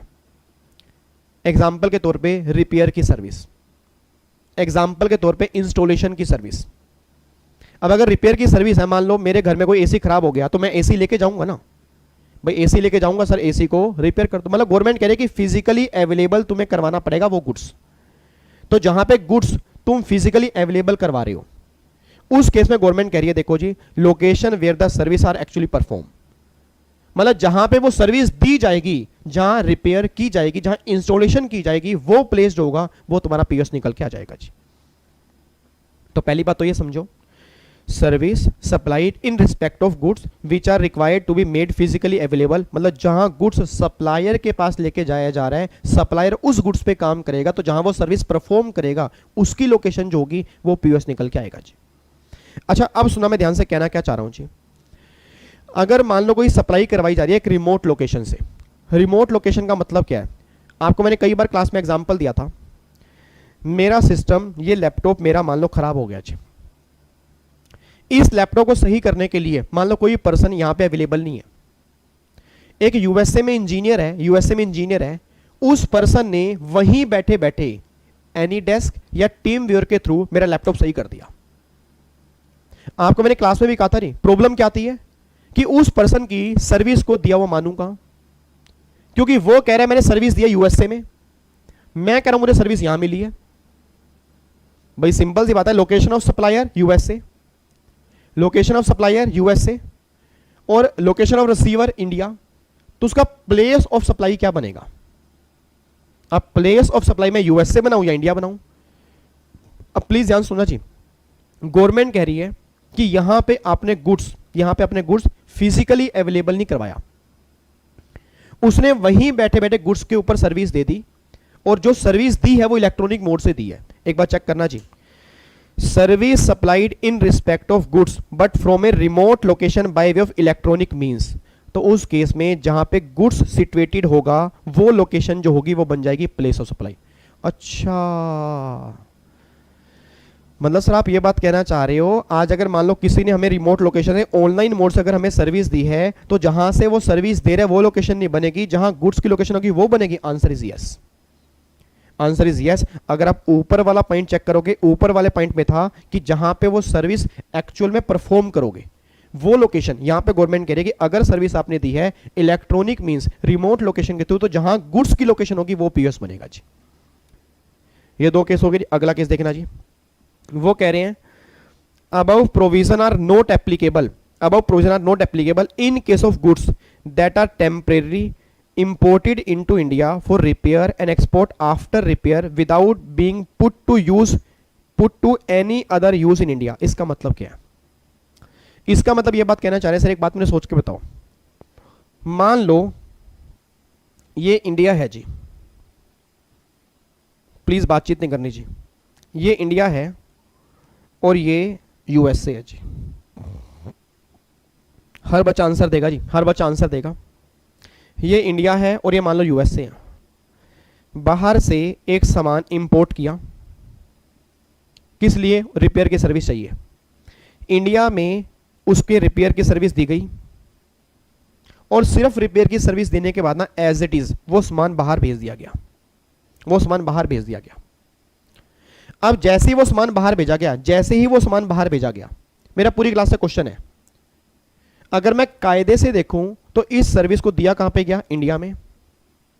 इसका पीओएस क्या बनना चाहिए, इंडिया में। बट अगर पीयूएस इंडिया में बन जाता तो प्रॉब्लम क्या आती? प्रॉब्लम ये आती, जीएसटी लगता और कहीं ना कहीं जीएसटी का बर्डन जो है वो बाहर वाले की जेब पे जाता, तो बाहर वाला कभी भी इंडिया में ना आता।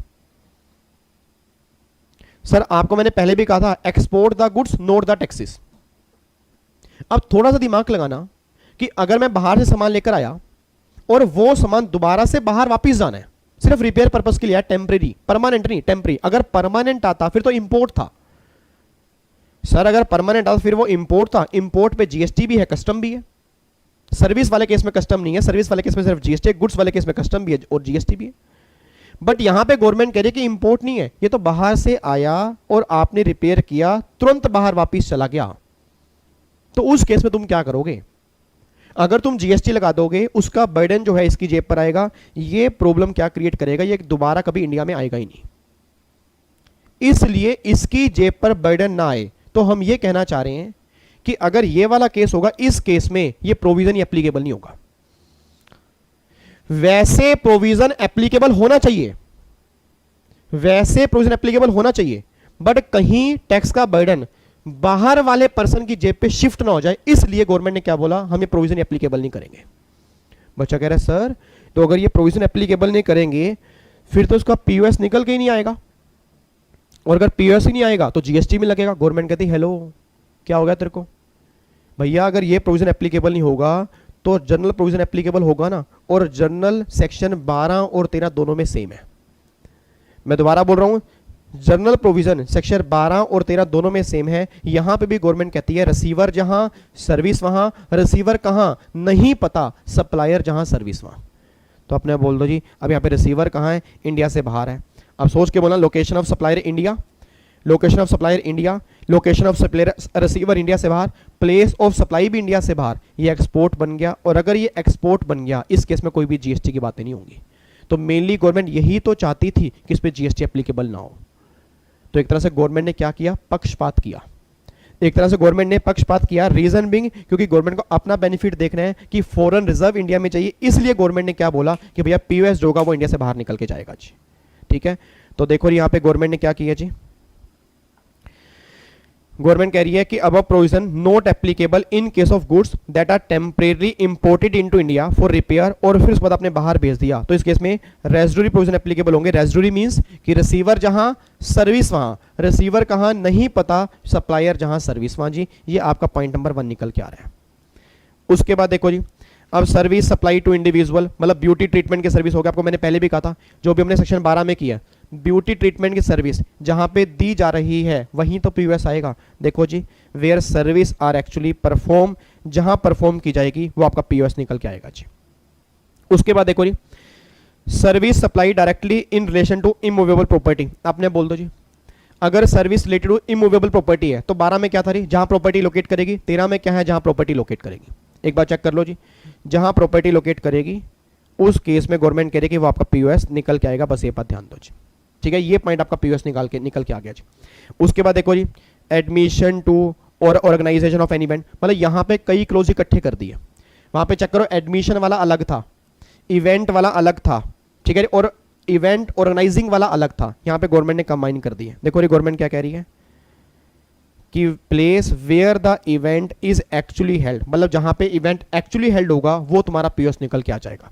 और अगर आपका मोर देन 1 लोकेशन पे हो रहा है जी, अगर ये सर्विस मोर देन 1 लोकेशन पे की जा रही है, मान लो मोर देन 1 लोकेशन पे, जिसमें से ध्यान रखना, जिसमें से एक लोकेशन जो है वो आपकी टैक्सेबल टेरिटरी है। ये मोस्ट इंपॉर्टेंट है जी, ये बात ध्यान देना जी। मान लो इवेंट अलग अलग जगह पे ऑर्गेनाइज किया गया जी, मान लो इवेंट जो है अलग अलग जगह पे ऑर्गेनाइज किया गया। इवेंट ऑर्गेनाइज किया गया फॉर एग्जांपल गोवा में, इवेंट ऑर्गेनाइज किया गया फॉर एग्जांपल मान लो दुबई में, मान लो सिंगापुर में, स्विट्जरलैंड में। अब इसमें क्या अलग अलग लोकेशन पे है। अब अगर इवेंट अलग अलग लोकेशन पे है, सेक्शन 12 में क्या था, सप्लायर इंडिया का, रिसीवर इंडिया का। तो मैंने क्या बोला कि अगर इवेंट अलग अलग लोकेशन पे होगा तो उसके बेस पे आप वैल्यू कैलकुलेट कर लो, और अगर इवेंट इंडिया से बाहर निकल के आ रहा है तो रिसीवर की लोकेशन मान लो। बट इस वाले केस में क्या प्रॉब्लम है कि सप्लायर रिसीवर इन दोनों में से किसी की लोकेशन बाहर है। अब अगर किसी की लोकेशन बाहर है, मान लो मैं इंडिया का हूं, मैंने बाहर वालों को बोला जी इवेंट ऑर्गेनाइज करवाना है, और इवेंट करवाना है एक दुबई में, एक सिंगापुर में, एक मान लो फॉर एग्जांपल स्विट्जरलैंड में और एक गोवा में जी। तो गवर्नमेंट कह रही है कि अगर इवेंट मोर देन वन लोकेशन पे है और उसमें कोई एक प्लेस टैक्सेबल टेरिटरी है, तो सारी सप्लाई की जो वैल्यू होगी उसका पीओएस जो होगा वो गोवा निकल के आ जाएगा। हैं सर एक मिनट रुको, एक बार दोबारा से मैं ये कहना चाह रहा हूं, अगर इवेंट इंडिया से बाहर हुआ जी, अगर इवेंट इंडिया से बाहर मतलब अगर इवेंट मतलब सप्लायर रिसीवर उसमें से कोई इंडिया से बाहर है और इवेंट इंडिया से बाहर भी है, इंडिया से अंदर मतलब इंडिया में भी है, मल्टीपल लोकेशन पे है, बट उसमें एक प्लेस कम से कम टैक्सेबल टेरिटरी है, तो गवर्नमेंट कह रही है तुम्हारा पीओएस जो निकल के आएगा वो टैक्सेबल टेरिटरी मतलब वो टैक्सेबल टेरिटरी वाला जो हिस्सा होगा ना वो निकल के आएगा, बस उतना हिस्सा नहीं, पूरी वैल्यू पर जीएसटी लग जाएगा जी। ये देखो क्या लिखा हुआ है, at more than one location including a location in the taxable territory. तो लोकेशन क्या निकलेगा, territory in the taxable territory, मतलब जो टैक्सेबल टेरिटरी होगी पूरी सर्विस का पीओएस होगा वो निकल के आ जाएगा जी। खतरनाक रूल बनाया गवर्नमेंट ने यहाँ पे, ठीक है। मतलब गवर्नमेंट को ना सर बस टैक्स चाहिए, और गवर्नमेंट के लिए टैक्सेबल टेरिटरी में भी अगर मोर देन वन स्टेट है, मतलब कई सारी स्टेट टैक्सेबल टेरिटरी में है, तो फिर उस स्टेट के बेस पे वैल्यू निकाल लो और अपनी वैल्यू कैलकुलेट कर लो। तो मेनली बस ये बात ध्यान देना जी, मेनली बस यहाँ पे गवर्नमेंट ये बात कहना चाह रही है कि अगर इवेंट रिलेटेड सर्विस मोर देन वन लोकेशन पे है, उसमें एक स्टेट टैक्सेबल टेरिटरी है तो सारा वो बन जाएगा, और अगर more than one state taxable territory होंगी फिर स्टेट के बेस पे बाइफर्केशन होगा। ये गवर्नमेंट यहाँ पे कहना चाह रही है जी, ठीक है। उसके बाद देखो जी, service supplied by banking company और ए फाइनेंशियल इंस्टीट्यूशन और एनबीएफसी टू अकाउंट होल्डर। अगर अकाउंट होल्डर को सर्विस दी जा रही है जी, अगर नॉन अकाउंट होल्डर को सर्विस दी जा रही है तो रेसिड्यूरी केस एप्लीकेबल होगा। अगर इंटरमीडिएट सर्विस है मतलब बिचौलिए की सर्विस, ब्रोकर एजेंट की सर्विस दी जा रही है, service consisting of hiring of means of transport including yacht but excluding aircraft and vessel, मतलब जहां पे हायरिंग की सर्विस होगी एयरक्राफ्ट और वेसल की, वहां पे रेसिड्यूरी केस लगेगा। और अगर याच की सर्विस दी जा रही है हायरिंग की और up to a period of 1 month, अगर एक महीने तक की हायरिंग है, अगर 1 मंथ तक की हायरिंग है, मान लो फॉर एग्जांपल टाटा कंपनी ने कोई एयरक्राफ्ट हायर किया, टाटा कंपनी ने कोई याच हायर किया अप टू 1 मंथ, तो गवर्नमेंट के लिए उसका पीओएस निकलेगा यहां। और अगर 1 मंथ से ऊपर के लिए हायर किया होगा या वेसल, अगर या तो एयरक्राफ्ट या अगर वेसल हायर किए होंगे तो आप चले जाओगे वहां पे, मतलब रेसिड्यूरी केस में। अगर आपने याच हायर किया होगा उस केस में गवर्नमेंट करिए अप टू 1 मंथ अगर होगा तो फिर आप यहां पे आओगे जी। एक बार चेक करना पीओएस क्या निकल के आ रहा है। Location of supplier of service, मतलब जहां सप्लायर की लोकेशन होगी वो तुम्हारा पीओएस निकल के आएगा जी। मतलब जहां तुम्हारी सप्लायर, रिसीवर नहीं मैं कह रहा जी, मैं दोबारा बोल रहा हूं, मैं रिसीवर की लोकेशन नहीं कह रहा, मैं ये नहीं कह रहा कि जहां परफॉर्मेंस हुई है, जहां सप्लायर की लोकेशन होगी ना वो तुम्हारा पीओएस निकल के आएगा, उसके बेस पे जीएसटी कैलकुलेट करोगे। तो आप चेक करोगे इस क्लोज में कई सारे पॉइंट कवर हो गए जी, इस क्लोज में कई सारे पॉइंट कवर हो गए। Banking service to account holder, intermediate की service consisting of hiring of means of transport including yacht but excluding, दोबारा बोला एक्सक्लूडिंग में क्या निकाल दिया, एयरक्राफ्ट और vessel up to a period of 1 month, अगर मोर देन 1 मंथ है तो फिर आप रेसिड्यूरी केस एप्लीकेबल कर दोगे जी, ठीक है। उसके बाद देखो जी, अगर गुड्स की ट्रांसपोर्टेशन की सर्विस है तो उसमें डेस्टिनेशन जो होगी, ध्यान रखना वहां पे क्या था, वहां पे पिकअप पॉइंट था, वहां पे लोडिंग पॉइंट था, यहां पे क्या बनेगा, डेस्टिनेशन बनेगा जी। सेक्शन 13 की बात कर रहा हूं जी। उसके बाद पैसेंजर की ट्रांसपोर्टेशन, जहां से आप इम्बार्क कर रहे हो वही सेम पॉइंट, वहां पे भी सेम था, यहां पे भी सेम है। ऑन बोर्ड जी, वहां पे भी सेम था, फर्स्ट शेड्यूल यहां पे भी सेम है, मतलब जहां से वो स्टार्ट हुआ यहां से भी सेम है। और अगर online information database access and retrieval service है, मतलब OIDAR की सर्विस होगी, तो रेसिपिएंट की लोकेशन जो होगी वो आपका पीओएस निकल के आएगा।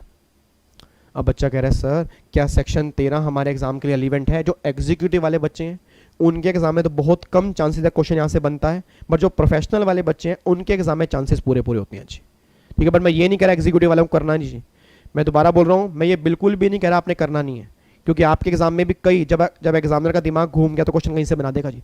90% चांस है क्वेश्चन बनेगा 12 का, 90% चांस है क्वेश्चन बनेगा 12 का, बट 10% चांस ये भी है कि क्वेश्चन 13 का ही बनेगा। और 13 के अंदर मुश्किल कुछ नहीं है सर, सिर्फ 2-3 पॉइंट ध्यान में देने वाले हैं। एक तो आपने इसको थोड़ा ध्यान देना चाहिए, ये वाला केस कहां पे गया, ये वाला, ये बैंकिंग वाला BIH, मतलब बैंकिंग हो गया, इंटरमीडिएटरी हो गया और हायरिंग हो गया, इसको थोड़ा ध्यान से पढ़ना है। और फिर एक हो गया ये वाला एडमिशन टू इवेंट वाला, एक ये, और फिर एक जो मैंने सबसे पहले पॉइंट के अंदर बताया ये वाला। मतलब सेक्शन 13 में ये 3 पॉइंट ऐसे हैं जो मोस्ट इंपोर्टेंट है जी। ये 3 पॉइंट ऐसे हैं जी, बस इन तीनों को, सिर्फ इन तीनों को एक बार मैं दोबारा से रिकॉल करा रहा हूं, देन पैकअप करने जा रहा हूं जी। फिर मिलेंगे रात को 10 बजे, जो गुड्स वाला पीओएस है उसको डिस्कस करेंगे और जो आपके छोटे मोटे पॉइंट है उसको रिवाइज करेंगे, देन फाइनली हम जीएसटी पैकअप करेंगे जी। ठीक है जी। एक बच्चा तो भाई साहब ऐसे रुमाल की ना पट्टी बांध के बैठ गया, कह रहा भाई रे 1 मिनट रुक जा यार, आज तो ना पट्टी बांध के बैठना पड़ेगा यार, कैसे याद होंगे इतने सारे पॉइंट। याद हो जाएंगे, टेंशन क्यों ले रहे हो नालायक को, अभी 1 महीना पूरा पड़ा है सर, और कम से कम ये तो पता लग गया कि हमें कहाँ कहाँ दिक्कत आ रही है। अब सोच के बोलना, अगर यही पता ना लगता, अगर यही एग्जाम के बाद पता लगता कि यहाँ प्रॉब्लम आ रही है तो फिर प्रॉब्लम आती। अब मुझे पता है कि हाँ भाई कहाँ कहाँ दिक्कत आ रही है, उसको मैं दोबारा से रिवाइज करूंगा। क्वेश्चन मैंने बोल दिया, क्वेश्चन मैं करवा दूंगा जी आपको, क्वेश्चन की टेंशन आपकी नहीं है। जो डाउट्स आपके होंगे, डाउट सेशन लेना स्टार्ट कर दूंगा जी, उसमें आप डाउट्स लेने आ सकते हो, तो टेंशन बिल्कुल मत लेना सर। बट हाँ, रिस्पॉन्सिबिलिटी आपकी भी है कि आपने पूरे एफर्ट्स लगाने हैं। मेरी बात समझ में आती है? अब फटाफट से 3 पॉइंट की रिवीजन कराने जा रहा हूं, सिर्फ 3 पॉइंट की, देन फिर पैकअप करेंगे। फटाफट से बोलो वो 3 पॉइंट कौन कौन से। सबसे पहला पॉइंट क्या निकल कर रहा है? सबसे पहली बात सेक्शन 13। सेक्शन 13 एप्लीकेबल किस केस में होगा? अगर रिसीवर या सप्लायर दोनों में से कोई एक की लोकेशन अगर इंडिया से बाहर होगी, उस केस में प्रोविजन एप्लीकेबल हो जाएंगे। अब गवर्नमेंट ये बात कहना चाह रही है, दोबारा बोलना चाहिए, गवर्नमेंट ये बात कहना चाह रही है कि service supplied in respect of goods which are required to made physically available, मतलब जहां पे गुड्स फिजिकली अवेलेबल करवाए जा रहे हैं उस केस में क्या होगा कि तो जहां पे वो परफॉर्मेंस दी जाएगी, जहां वो परफॉर्मेंस दी जाएगी वो लोकेशन बनेगा जी। और अगर मान लो रिमोट लोकेशन सर्विस दी जा रही है इलेक्ट्रॉनिक मोड के थ्रू, तो जहां पे गुड्स की लोकेशन होगी। और अगर इंपोर्ट किया टेम्परेरी पर्पस के लिए, रिपेयर करने के बाद दोबारा एक्सपोर्ट कर देंगे, तो गवर्नमेंट उस केस में क्या बोल रही है, ये प्रोविजन एप्लीकेबल नहीं होंगे, रेजिडुअरी केस लगेगा। रिसीवर जहां सर्विस वहां, रिसीवर कहां नहीं पता, प्रोवाइडर जहां सर्विस वहां जी।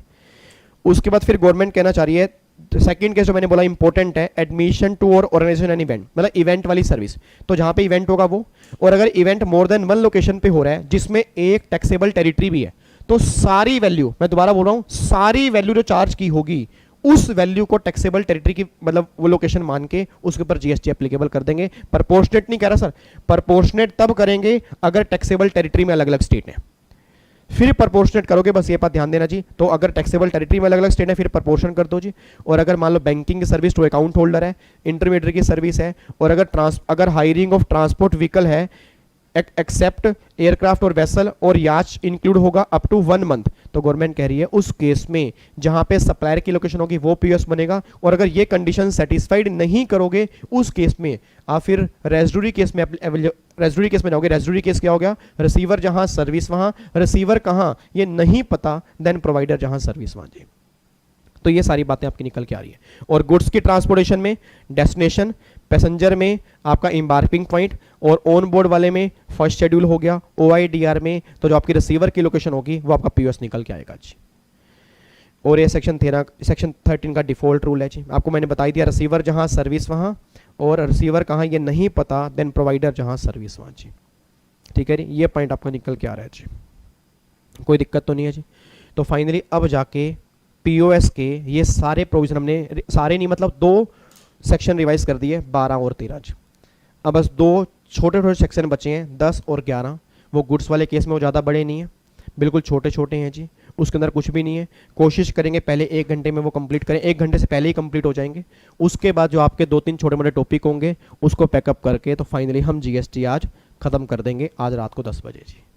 ठीक है, तो बस आधे घंटे के बाद आपको मिलना चाहिए, इवन आधे घंटे से भी कम ही टाइम होगा वैसे तो। ठीक है, आधे घंटे बाद मिलेंगे, आराम से खाना पीना खा के आओ जी। आज लास्ट क्लास है, हमारी लास्ट मुलाकात होगी जी, फिर पता नहीं अब जीएसटी फिर मतलब फिर कब कैसे मिलेंगे। कस्टम में तो मुलाकात करेंगे बट कईयों के सिलेबस में कस्टम नहीं है ना। तो बस थैंक यू सो मच इतना प्यार देने के लिए, थैंक यू सो मच इतनी सपोर्ट करने के लिए। और अगर अच्छी लगे तो सर लाइक ज़रूर करना, अपना प्यार ज़रूर देना। बस आपके लाइक ही मोटिवेशन है, डिसलाइक भी मोटिवेशन है, जो नालायक कई बच्चे करते हैं। मतलब कई बच्चे तो ऐसे हैं स्टार्टिंग से लेके एंड तक उनका दिल अभी पिघला नहीं, पता नहीं क्या चक्कर है, ऐसा क्या गुस्सा है क्या पता नहीं, या गुस्सा कुछ भी नहीं है, मतलब वैसे होता है ना कि चलो यार कोई बात नहीं कर देते हैं, क्या जा रहा है हमारा। सर बात वो नहीं है, थोड़ा सा बस ये ध्यान दो, अपने आप को मेरी जगह रख के सोचो। सिंपल सी बात है कि अगर आप फ्यूचर में मतलब इस तरह से क्लासेस डाल रहे हो और अगर आपको कोई डीमोटिवेट करने की कोशिश करे तो कितनी प्रॉब्लम आती है। बाकी मुझे कोई दिक्कत नहीं सर, देखो मुझे तो अगर मुझे कुछ, मैं सिंपल सी बात है, अगर मैं डीमोटिवेट होता तो मैं क्लासेस क्या करता, नहीं मैं नहीं लूंगा यार, क्योंकि आप डिसलाइक कर रहे हो। मेरे को पता है कि अगर भैया एक बच्चा भी यहाँ बैठ के देख रहे हैं ना, मेरे लिए वो बहुत बड़ी बात है, क्योंकि अगर उस बच्चे का भी रिजल्ट आ गया मेरे लिए बहुत बड़ी अचीवमेंट है जी। तो सिंपल सी बात है सर, वो सोच रहे हैं विवेक को हरा देंगे, विवेक उस गेम में खेल ही नहीं रहा। 2 लाइनें मैंने बोली हैं जी, वो सोच रहे हैं विवेक को हरा देंगे, विवेक उस गेम में खेल ही नहीं रहा। तो मैं किसी भी गेम में नहीं हूं सर, बस मेरी अपनी मस्ती है, अपनी दौड़ है, अपनी क्लास है, अपनी फैमिली है, आपके साथ ही मैं खुश हूं जी। ठीक है, चलो जी फिर बाकी मुलाकात करेंगे रात को 10 बजे री, सेम चैनल पे। ओके री, bye bye, take care, God bless you, जय हिंद, लव यू सो मच जी। चलो जी मैं भी फटाफट से गरारे करके आऊं जी, गर्म पानी पी के आऊं, आप भी फटाफट से 10 बजे यहाँ पे सेम मुझे मिलना जी। Bye bye, take care.